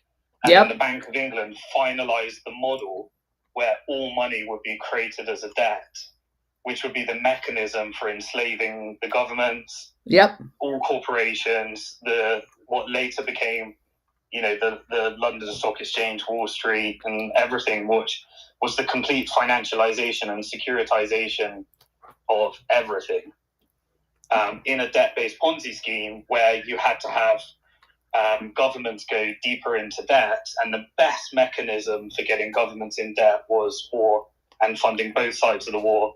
Correct. So then you had the creation of MI6, which was the creation that led to the CIA, and then Mossad was just a single operation of weaponizing the Holocaust in order to use that in order to kind of weaponize Judaism, Christianity, and Islam, to really manufacture like command and control, divide and conquer. And ever since then, Israel has just been, you know, really weaponizing evangelical Christianity, Judaism, and then that led to the whole, you know, fake war on terror operation. which was to demonize Islam. And I'm sure you've gone through the whole, when it was the Jewish mob and the Italian mafia that were kind of partnered with Zionism in order to form and make all those shifts around that World War II, was like the Havara Agreement, when the Zionists basically did a deal with Hitler and Nazi Germany to get the first 60,000 German Jews into Palestine. Well, one of the most fascinating stories, again, because 2.5 years ago, I was ignorant of all of this stuff and brainwashed into the military indoctrination system. One of the most fascinating stories that I found around World War II was when I was reading, I wrote a paper about Zionism, the origins of it. And I was already into Gladio at the time, and I was dumbfounded that a lot of the original people at the very beginning of the Zionist movement were also associated with the Fabian Society, which kind of, Cynthia Chung has kind of traced back Gladio's concept to the late 1800s. She did a very good job of doing that. And so anyway, fast forward to the World War, just prior to World War II, you had the UK setting up these things called mafis. And they're like the Grand Imam, and they set one up in Egypt when they were controlling Egypt, and they set one up in Palestine when they were given the Palestinian mandate after World War I. And they talk about the quote unquote election of the one that was in the Palestinian mandate area. And the UK there, in collusion with some other people, had basically rigged the selection of who it was going to be. And I forget the guy's name, but they basically were doing Gladio down there. They were dressing up the Muslims under the control of the crown forces, or in bed with them, whatever you want to use the term, was dressing up like they were Jewish people attacking their own people, and then blaming, because basically they were creating false flags there to create a turmoil in order to justify some of the changes that they had coming up. At the end of the day, at the end of the story, was the Mafi that was in Palestine ended up in Hitler's camp. Because he got so unpopular there, and think people were basically catching on to the manipulation, they basically ship him up to, and he shows up in Germany with Hitler. And I'm like, wait a minute. So he's working, he gets appointed by the British officials. How did that happen? And then, of course, you read Anthony Sutton's book and you realize that there's a lot more collusion at that level than any of us ever imagined among the manipulators.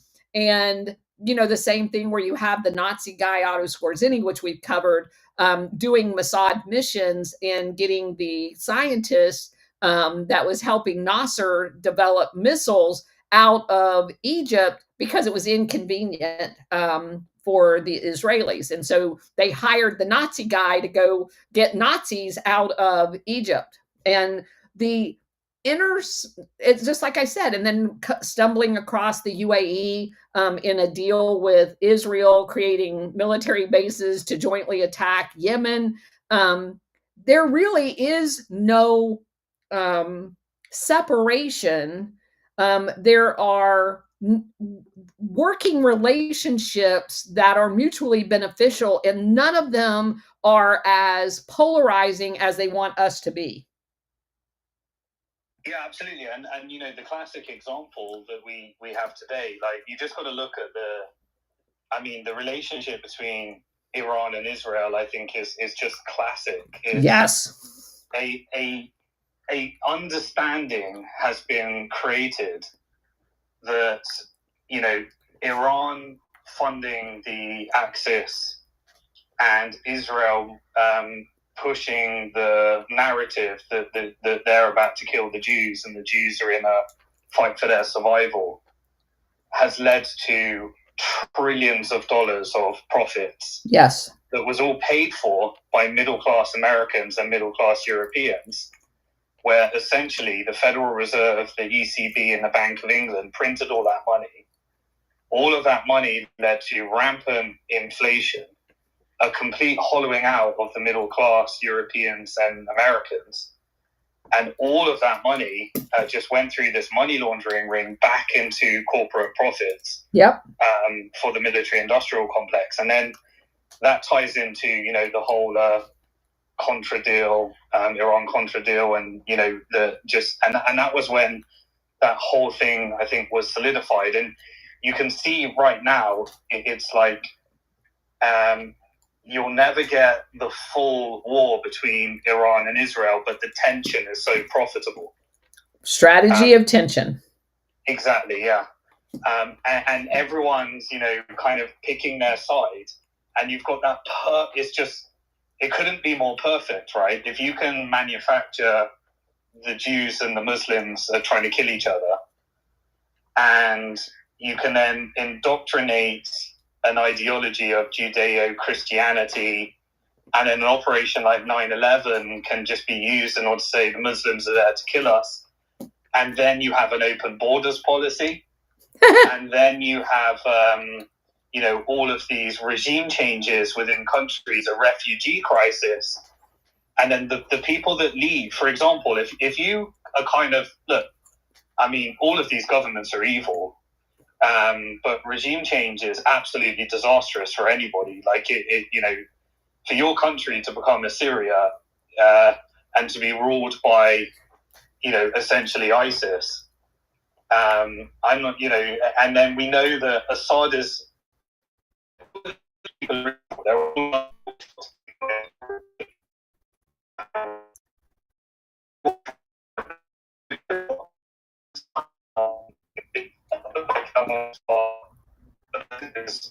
Sanctions leading to a corrupt military, and then a corrupt military lead to tension between the leadership and the military. These are very confusing things when you're trying to figure it out from the outside, but nothing is the truth.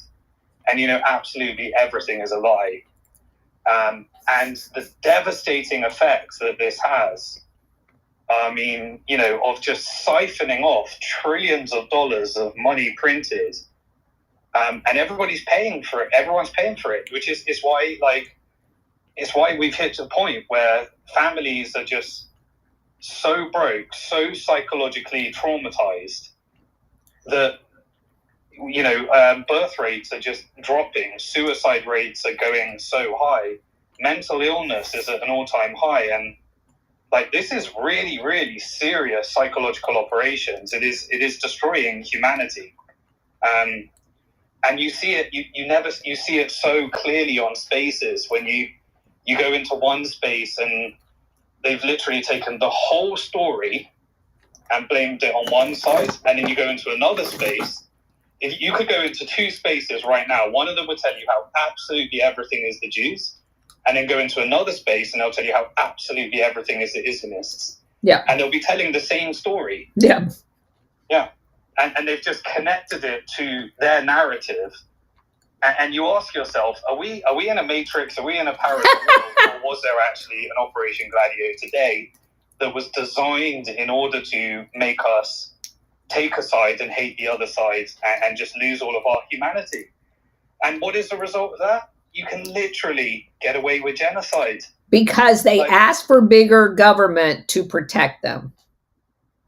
Yeah, you can get people. This is the psychological thing. So you can get people to agree to genocide. You can literally get the people to see a baby being burnt to death and somehow in your mind justify that this is something to do with I need to ignore. Right. And as you said, the end game of this whole thing, you can see it across Europe and America right now. There is a new world order, and the new world order is technology, artificial intelligence, cybersecurity, surveillance. They are beta testing on Gaza through Palantir's technology, through Israel, genocide as a service, occupation as a service, rebuilding of smart cities to have full control, full biometric control. Every single child that's being killed right now is being identified through artificial intelligence. It's a beta test. In Europe, through the Russian-Ukraine war, they've managed to essentially carve up half of Ukraine and hand it over to BlackRock. And that was, Keir Starmer was installed in order to push that forward, collateralize the land with IMF debt, and just destroy. Like in UK, the pensioners were choosing between eating and heating because the price of oil caused, as soon as we lost Russia's gas in the UK, I don't live in the UK anymore, but, all my family were there. And as soon as we lost access to Russia's gas and we had to buy America's gas at 100% inflated prices, that drove the whole European region into an outright recession. Right. And quite frankly, led to the death of many people because they were choosing between eating and heating. That's how bad things got with that inflation cycle. And it is so inhumane. And you can see right now the model they're building. So Europe is being petrified because through all of the media that's coming out, petrified into believing that if you don't accept this surveillance state, then you're in trouble. You're going to be killed by the Muslims, or the Muslims are out to take away your freedom. Or the Jews control the world, like that. These narratives kind of just drive these types of things. And in the end, we're going to sign up to a central bank digital currency. October 2025, the European Central Bank launches its digital euro. And those that are just destroyed by any economic circumstance, if you can create a war cycle, they're printing $1 trillion in Europe right now in order to fund the next phase of the Russia, Ukraine, and this is just siphoning off money and killing people. It's just siphoning off money off the average middle class person. Yep. And then eventually you're going to need a universal basic income. You're going to need subsidy, and they're going to pay through that central bank digital currency. And then in America, they're saying, hey, you guys are like the left-wing woke. You still believe that Putin is Hitler. Whereas us Americans, we're the smart ones. We figured out that the CIA manufactures this and Putin isn't really Hitler. And we're the far right side. We're the smart ones. We blamed everything on the Democrats. We said all the corruption was the Democrats. And we're going to actually deregulate the banking system. Trump's going to launch his stablecoin. X is going to launch his stablecoin. Tether, because through Howard Lutnick, is going to launch their stablecoin. Steve Witkoff is a shareholder in Trump's World Liberty Financial that's launching a stablecoin. Mark Zuckerberg's launching a stablecoin. Jeff Bezos is launching a stablecoin for Amazon. And the technical oligarchs, someone like Elon Musk has come along and say, hey, I used to be the woke environmental crisis. I'm going to create electronic and we're going to take down the oil industry. And suddenly he's like the far right. He's just completely changed his character because he bought the Trump administration. And the intelligence are now sucking up all the data saying, this system is so corrupt, we need to do MAGA. And MAGA means let's audit the Pentagon, let's audit the Feds, let's audit USAID, let's audit everything. And then I'm going to go on X and I'm going to say, hey, UK, you've got these rapist grooming gangs. Keir Starmer, why were you involved in that? Regime changing in UK and saying, hey, we need MAGA as well. We need Doge. We need Department of Government Efficiency in our country. Can we give you, Elon, all of our data? Simon, excuse me, Simon. You're throwing so much stuff out there, but don't you kind of think that because, I've listened to you speak and stuff like that, and, don't you see that the system is changing, but people do have to wake up? You know, the fact that you mentioned that the United States is going to have all these different stable coins, which we are. We know of 3, 2 of them so far, and then a third one. And I'm sure that there's going to be more. I mean, with how the system is changing over, you mentioned Basel III. We're going to be hitting into Endgame July 14th. So there's a lot of stuff happening. And don't you think that with, you know, how the quantum systems, if you want to say, or the XRP ledger, I mean, since 2018 and 19, they've been doing beta tests on the XRP ledger. Even Swift said that. What was it, 2 years ago? They said that they're going to be going 100%. We're seeing a lot more of this stuff that is being exposed with the shenanigans that were done within the deep state. You know, and Trump just the other day, well, maybe a week ago, mentioned seized assets as part of, you know, that sovereign fund or whatever. You know, with all these things going on right now, don't you think that a lot of this stuff is being dismantled? Here in the United States, you know, we were bamboozled and thought that we were a republic, but in actuality, you know, we weren't. We were a capitalist fascist because the government and corporations still had control, which is what you've discussed. And since World War II, wouldn't you say that since, you know, through the Operation Gladios and what I've learned with Colonel Towner and the 2 co-hosts and Cousin It, learned so much, and then now with War Hamster, but kind of seeing how a lot of this stuff is being dismantled. And in the United States, even the Chevron deference, which was through the judicial system, which we already know is very corrupt. But slowly but surely, a lot of these things are being dismantled, you know. And then you've got what's going on in England and with Prince, or I guess he's a king now. So whatever that dude is with the big ears, it totally reminds me of Wallace and Gromit. Every time I see him, Wallace King and Charles. Well, yeah, that's the dude. I think of Wallace and Gromit because to me he's a cartoon character. And with what's been going on with the City of London, and we've got the Vatican Bank, I mean, in a lot of realities, I mean, the Operation Gladio opened up my eyes. I woke up through the banking system, okay? I had no idea about pedophilia. I had no idea that our government was, you know, also, but okay, so my question to you and to also Colonel Towner.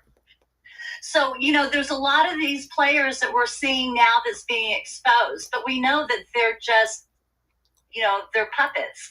So who do you think is behind? We know that there's a shadow government. We know that these intelligence agencies and, you know, CIA, MI6, Mossad, and even KGB back in the day, and whatever China had, and every country had it, you know.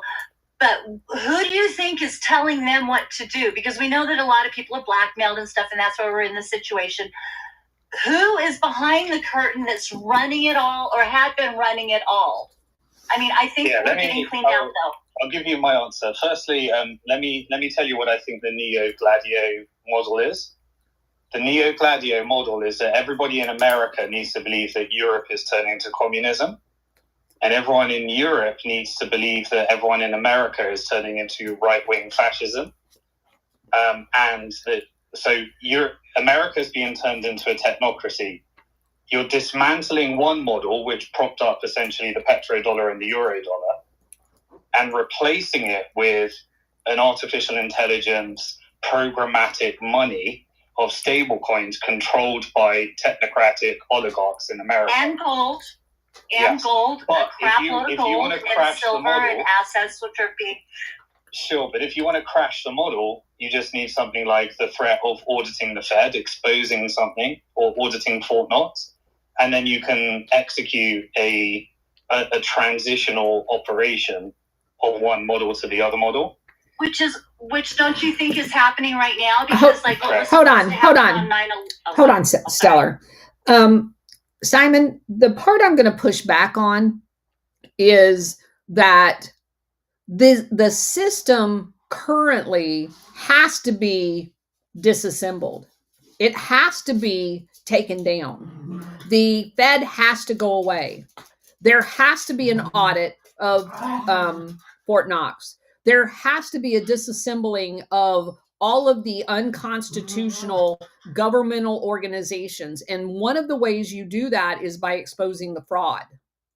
So the characterization of the things that absolutely has to get done into a end state that none of us 100% knows what that end state um, is subjector. And so the only thing that I want to say is that the things that are going on right now has to go on. It's the only way out of a CIA international syndicate run system. You have to close down, you have to cut off all of their funding, USAID, National Endowment for Democracy. You have to get rid of all of the fake Social Security numbers of people over 200 years old. You have to do all of that. That is being done. In order to dismantle Gladio, that all has to be done. Now, your contention is that they're going to replace that with something nefarious. I disagree. Yeah. I disagree with that. But up until that point, we are lockstep in agreement. The system has to come down. The Fed, because from our perspective as a republic in the United States, they have transformed our republic in the early 1900s into a democracy, and we are not a democracy. We are a republic. And the only way we go back to the republic model is to get rid of every single institution that was created post 1900, and the elimination of the individual income tax the states, which was the original way our Constitution was set up.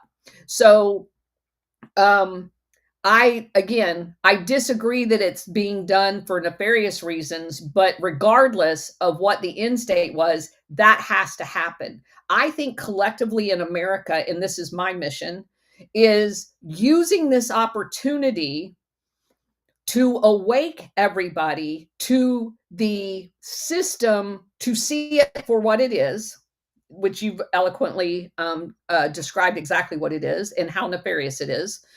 Once they understand how bad it is and how bad it has been, I think people like you and I can collectively argue against reestablishing something very similar to that with the technocracy that you're talking about in a conversation as well, to guard against going back into a system that we just got ourselves out of.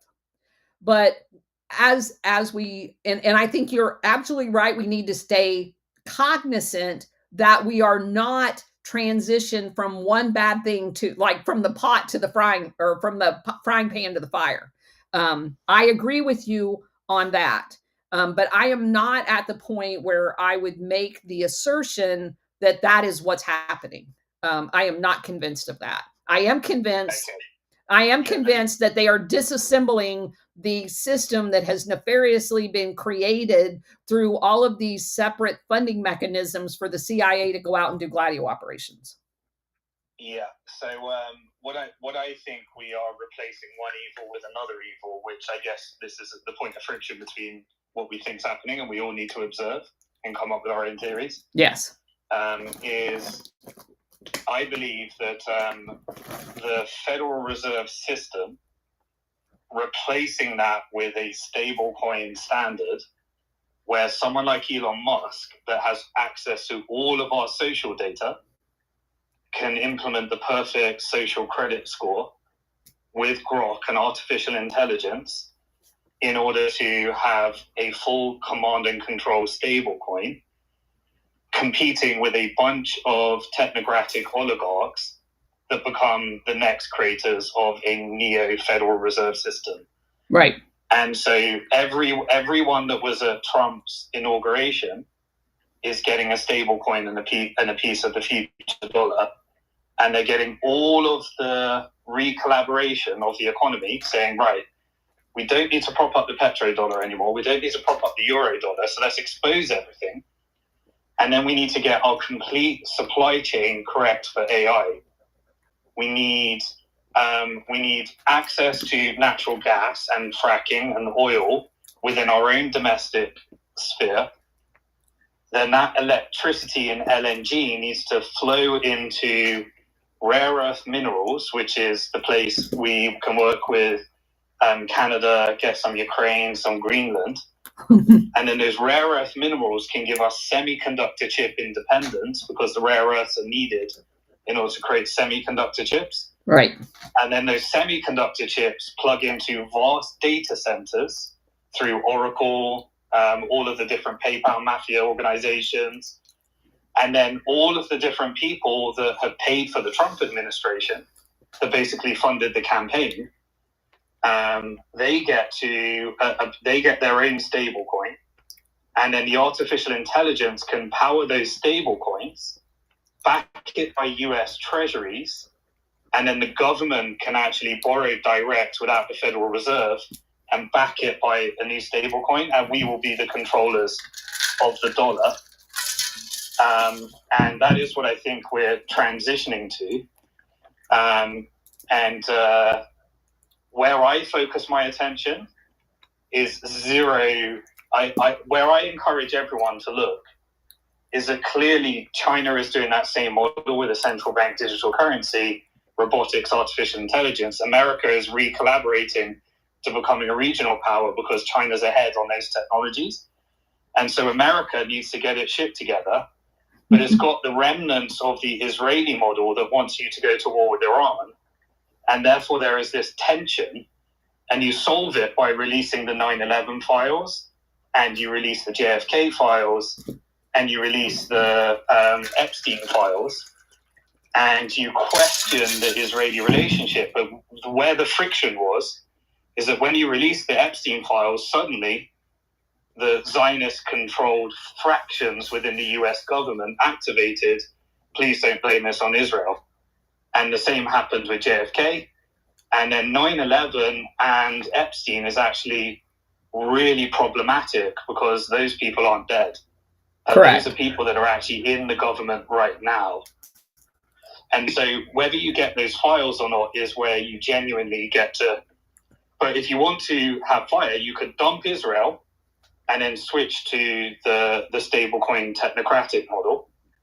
And then you can just have that friction, that neo-gladio. So let me ask you, artificial intelligence controlled by our companies versus AI controlled by the communists. Right. Are you suggesting that they're not going to release the 9/11 Epstein files, or are you saying there's a way to spin that either way?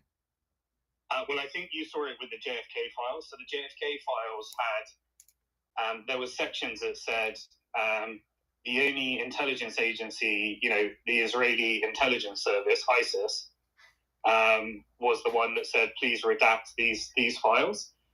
And then it gave away the operation that Israel stole America's, enriched uranium, destruction, basically. But it never quite fully said it. But it salted some quotes in saying, we've got our new financial structure. We've got the finance of the Jews and stuff like that. And these quotes that you saw going around. So it took you on a lot of tangents. But the story was there for those that already know the story. And so I'm not quite sure whether you're going to get.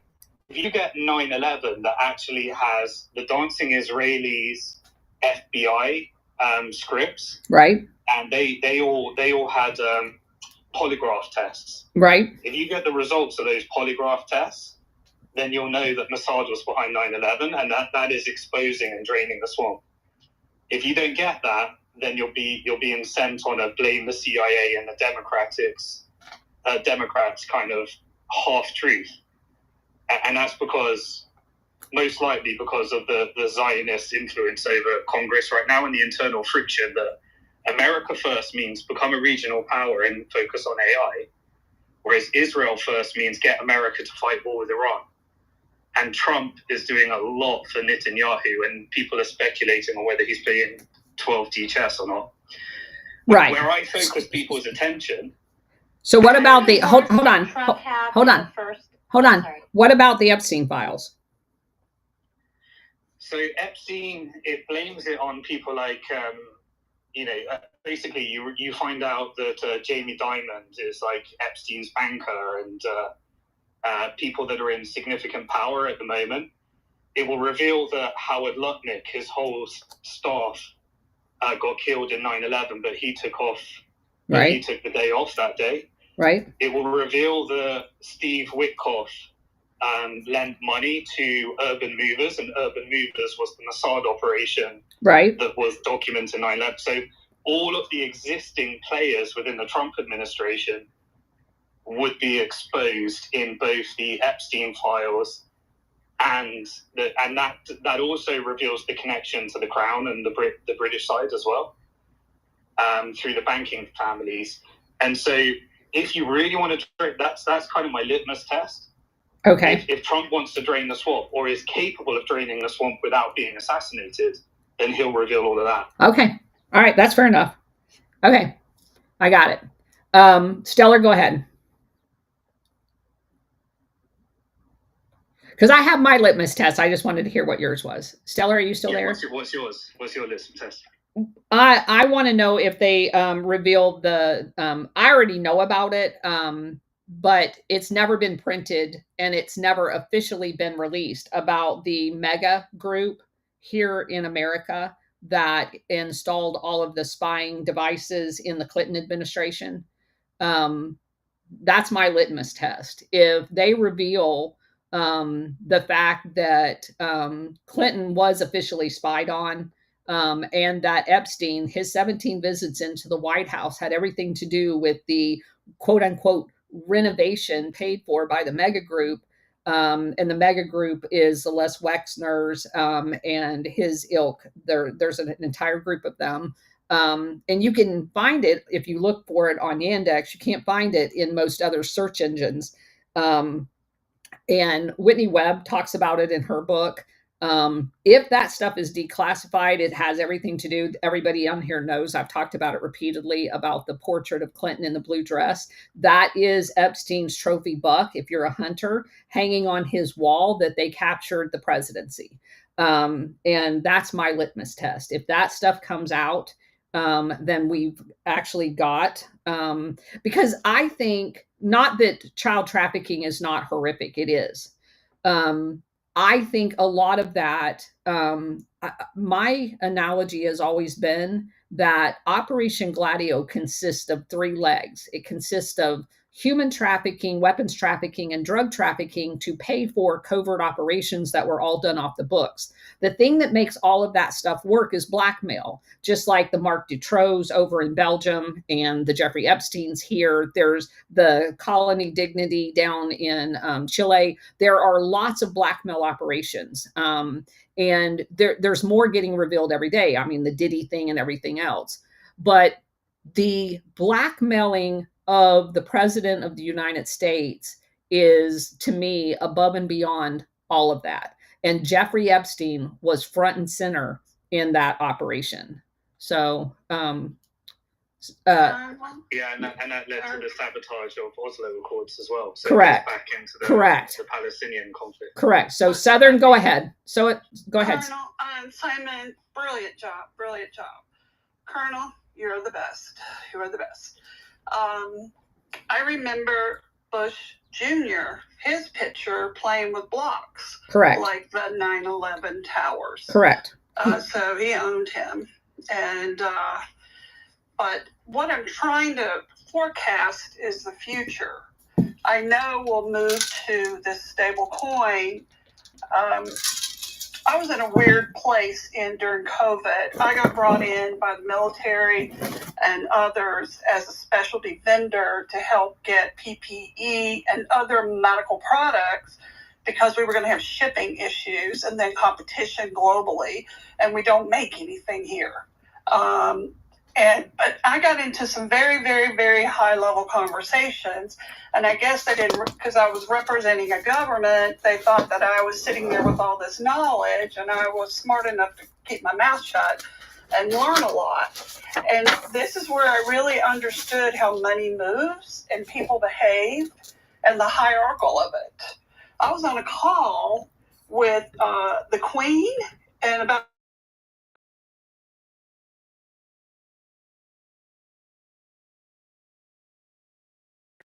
to help them. But I learned a lot being around them and constantly crazy hours working with other countries. And I kind of got a big opportunity to sit and see things top down. But then I understood how they bought off, what do they call it? It's not off label. In the bank. We weren't moving real money. We were moving the perception of money. And I had to understand the 3 different levels, the level of bankers, all of that. And I found out there's not a whole ton of cash flow. And that was really alarming. There's no cash flow in the government. There's none. It's all done by contract. Yeah, and I knew that about the U.S. because we worked with federal, but in these other countries, it was astonishing to me how they were running their business. It wasn't legal, but they got by with it. But I'm just looking at the future here, and I do want the truth for 9/11. That was a huge disruption in our country, such a lack of trust and a sense of, I know our government was involved somewhere in this, and I had 7 people that were supposed to be in the buildings that day that weren't. And it was just dumb things. I broke a tooth. I went to see my dentist. My VP's sick, so we're going to wait and go 2 days later. Or we missed our flight. I mean, it was just so odd how 7, and one of my regional directors, her uncle has an office in that building, but he got up that morning and had the flu, so he stayed home. It's just so bizarre who was not in the building, and they weren't in there because they were doing something nefarious. I just prayed that they'd be okay. But I had 21 people interviewing, and some of them were interviewing in that building, and we couldn't get through. We couldn't call. It was fast busies all day. Couldn't get through. And I'm terrified. Did I send people to their death in New York? Fortunately, all of them were safe. Most of them were stuck on subways, couldn't get out. But that was, to us, the first time we've had somebody international come into our country and do this devastation in such a loud way. And it's always stuck in my head because I was down there 6 weeks later. You see it on TV? It doesn't. When you get there up front and center, well, it's awful. Let me say it's not the first time we've had foreigners come in our country. It was the largest death toll of foreigners coming in our country. We have had lots of foreigners in our country committing terrorism at the behest of the CIA. So. Yeah, and that's what I've been learning with you. But during this PPE space, we were dealing with CIA on moving stuff. I didn't realize that's who they were until finally someone slipped on something, and I went, keep my mouth shut, and I just listened. Because that's how we got done in Turkey, because of the free zone with 3M, so we could get the mask out of there. But we ended up getting things moved with the CIA, but the CIA had another agenda, which I didn't know, but fortunately it worked out on our side, so I can manage hospitals here in the country. But I'm just looking across the future, and I'm thinking of my kids. Are we going to be positioned into an environment where we're going to be totally 24 hours surveilled? Or are we going to live in an environment where freedom, it's not really freedom? Are we going to be living in a world that we can't be who we want to be if we work hard enough to attain that? We're big on the American dream here in this country. I don't want that lost. I agree. I don't want that lost. Yep, I agree. Catfish, go ahead. Thanks for having me, and much respect for your research. Much respect for your research too, Simon. I guess I want to look at this from where the fork in the road is, as observing both of you now for quite a while and listening to both of you. So if you're from the mindset that we're actually going to be making changes that will be for the good of humanity, and if you are from the mindset that we're some of the things that you may not believe, Simon, that we actually are going to be changing the greatest evil the world ever known. And maybe all the things that you're talking about may have actually, there's things that we don't know about. My point is if we're going to the fork in the road between Colonel Towner and Simon, if we're going to go down and go to the side of, yeah, you can call it opium, but at this point, based on your conversation, Simon, I don't know, should we all get a glass of hemlock? It really feels like it's over. You know what I mean? So my point is this, but the research is awesome on both your points, but if in fact kind of the things that Stella was saying, we're actually doing this for the good of humanity, and we may just have a shot to reach that thing that we've never known before, or that we've known before but haven't seen in decades or hundreds and hundreds of years. My point is which way do we go? Because if we end up the way your research goes, Simon, it's almost like, well, geez, we might as well just go ahead and get a rope. And if we end up more of the way that I think Stellar was going, things just might be beautiful. And again, much respect for both of you. Who knows? Nobody does. God only knows. G-O-K, Gok, not Grok. Okay, so let me say something, then I'll let Simon go. I think this is exactly what I tell you guys every single day. This is the way adults have conversations.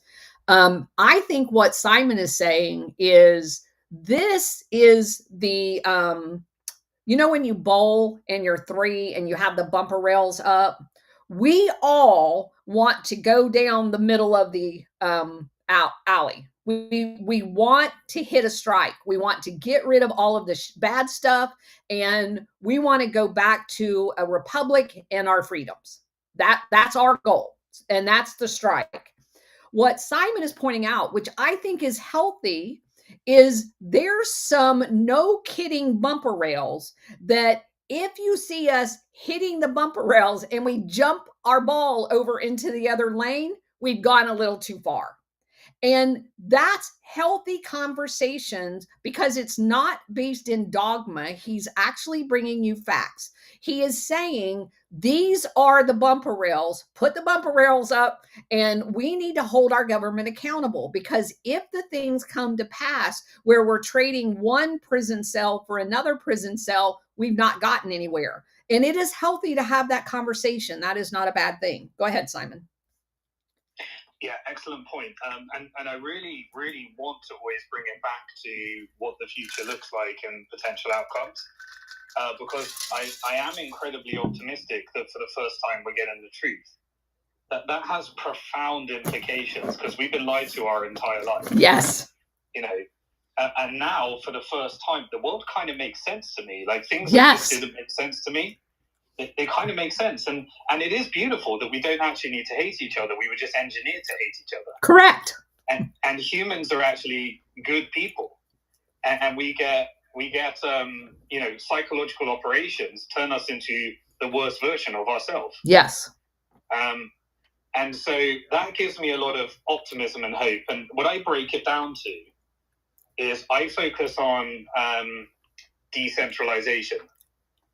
I think we have a centralization problem. Correct. The monetary system drew us into a few people being able to command the shots. Yep. On things that have profound implications, and the ability to do it in the shadow, and therefore absolute power corrupts absolutely. So we know that to be true. Now, I've been involved in the Bitcoin industry from the beginning. And I saw what happens when you have codified rules that nobody controls. You create a system that everyone kind of has to opt into those rules without anyone being able to change those rules. And so I don't expect everyone to know that, because it's a bit of a journey to go through. And I'd encourage everyone to join me on that journey and learn about it and make your own opinion.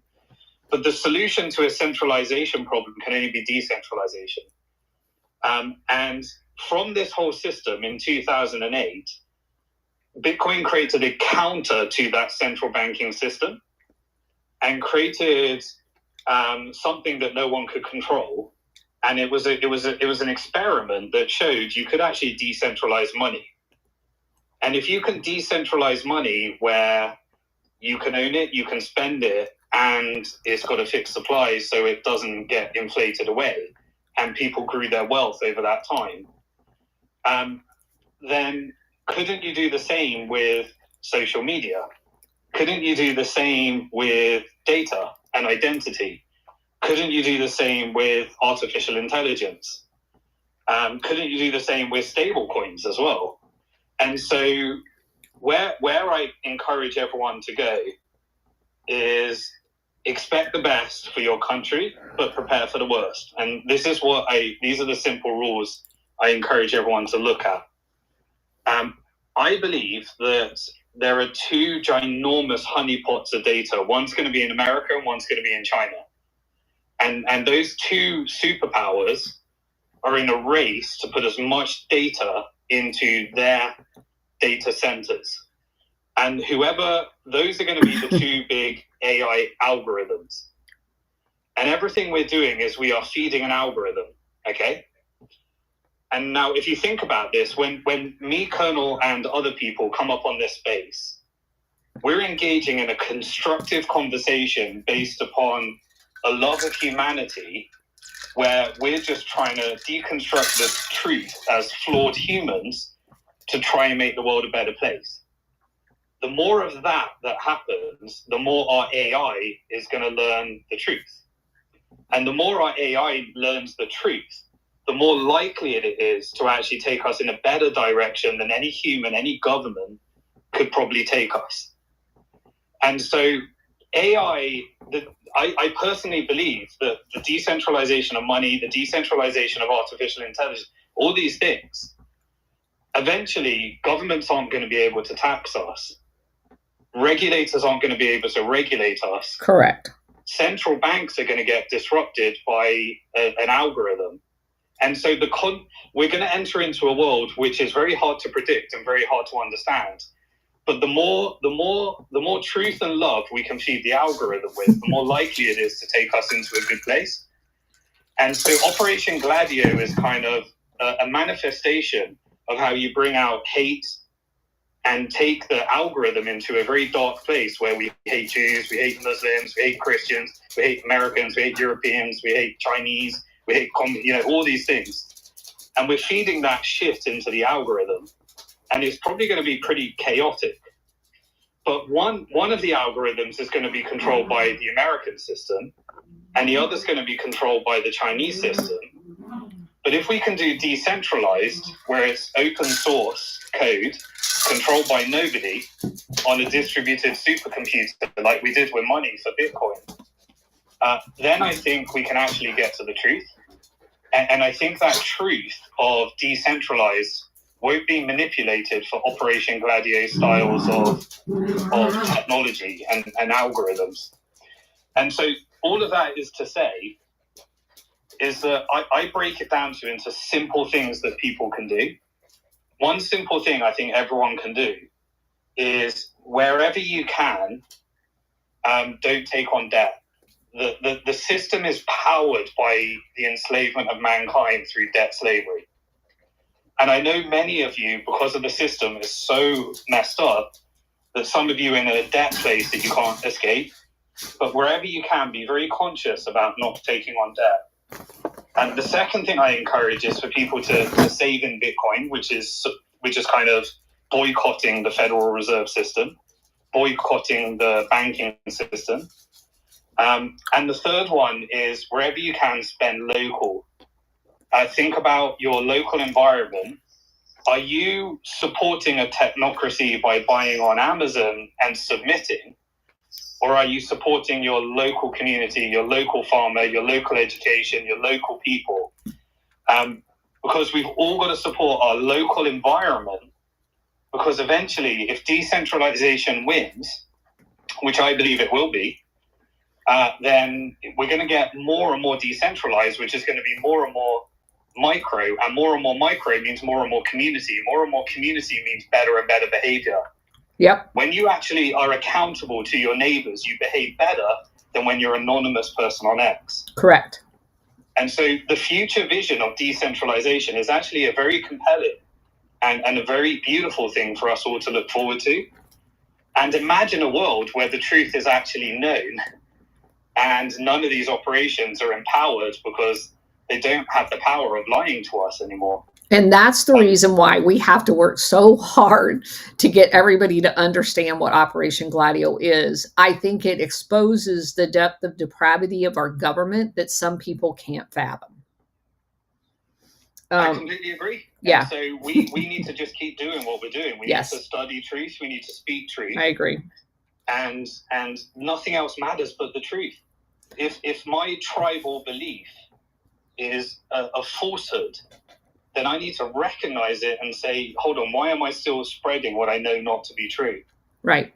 And that's what we've all got to do. We just got to commit to, no matter how much it hurts, no matter how tribal it is, no matter what the consequences are, you just got to say, this is the truth. Correct. And this is all that matters. Right. And I think we're going to get to, I do believe that we are going through a spiritual journey together. And this is God's plan. I absolutely agree with that. Yeah. Okay. You guys know you already have me for 45 extra minutes, but it was definitely worth it to have this conversation with Simon. And thank you guys all for sticking with me. Southern, I'm going to let you go real quick, and then SR71, then we're going to close up. Simon, I 100% agree with you. I see us back to more of an agrarian community, local, buying food, therefore healthy, participating in bartering and trading, just because it makes sense. But we've gotten away from, we've moved into fast food world. Getting back to the dirt, get back to our communities, back into our families. I see that as an incredible gift. And have lives where AI and stuff manage things so we're not stressed out being the American workaholics trying to pay bills. We're going to be able to, I always watch Italian movies because I love the fact they all live together, they eat together, they work together, and the kids, they don't grow up and throw bombs. They're happy kids. And I grew up that way with my grandmother's farm. And it was a lovely life. It was a lovely life. But I think technology is moving to the point where it becomes a tool for us. And I'm on Grok every day because I'm a writer. And Grok has realized I only work from kindness. So the language is very specified. I'm not into the Hail Mary blow up something conversation. So he adapts, or what it is adapts to me. So I think what we put in will get returned. But and I am optimistic. I don't think God's leading down a path that we won't have the strength to make it happen. But I moved back here. My husband and I and my daughter, my son had started college, so we could take care of my parents. And my mother had 13 brothers and sisters. That was very common because they all own farms. They're called the workers. But I got back into that world, back into gardens, back helping with bringing cattle in. And I got to tell you, I love it. I love it. It's not me. I'm the woman that at 22 years old owned a company out of college and was in a suit 24/7. And now I'm back into local, and it's kind of good. It's kind of good, guys. It's kind of good. Yep. Thanks, Southern. SR71. Thank you, Colonel. And I want to thank everybody here as well in their participation. And Simon mentioned AI, which is a curation of data. And I'm very happy that he mentioned that, because that curation of data is exactly what Musk is aiming for. And he's not aiming for just our data. If you get my drift, he's not aiming for just United States data. He's not aiming for just American data. No, he's aiming for world data. And world data is what is going to pull us out of this.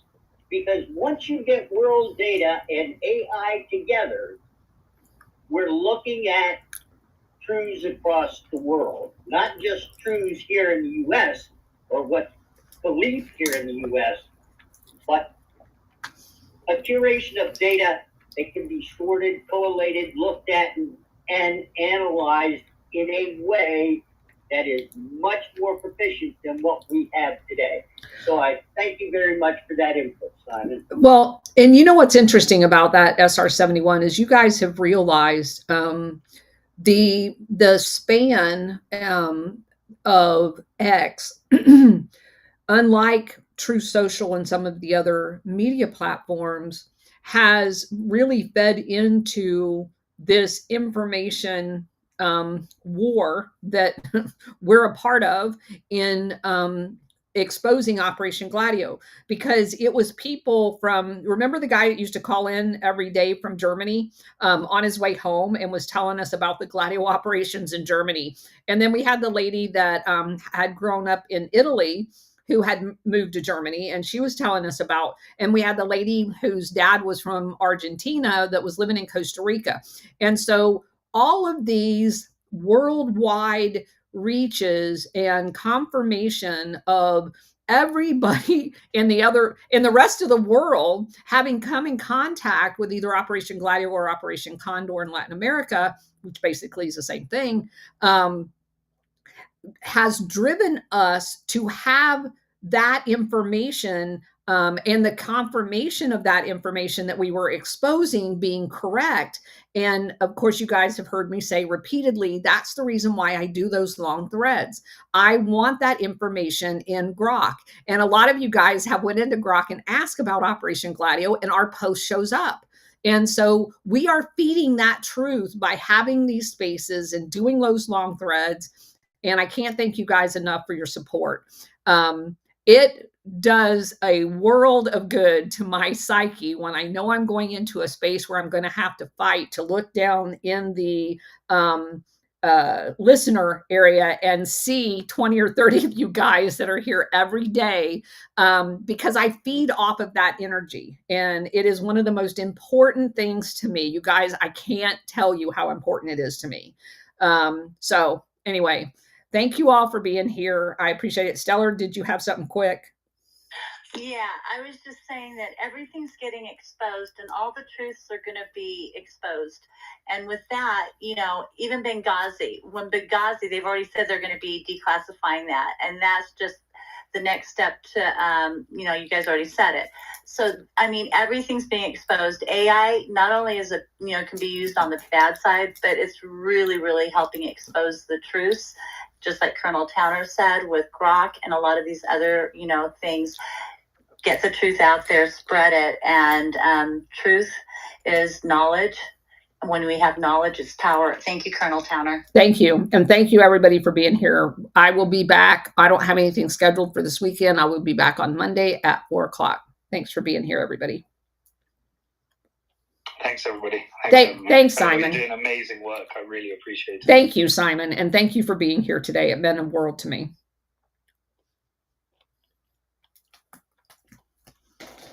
All right, guys, I'm out of here. I'm way over time. 50 minutes. Woo! Thanks for being here, everybody.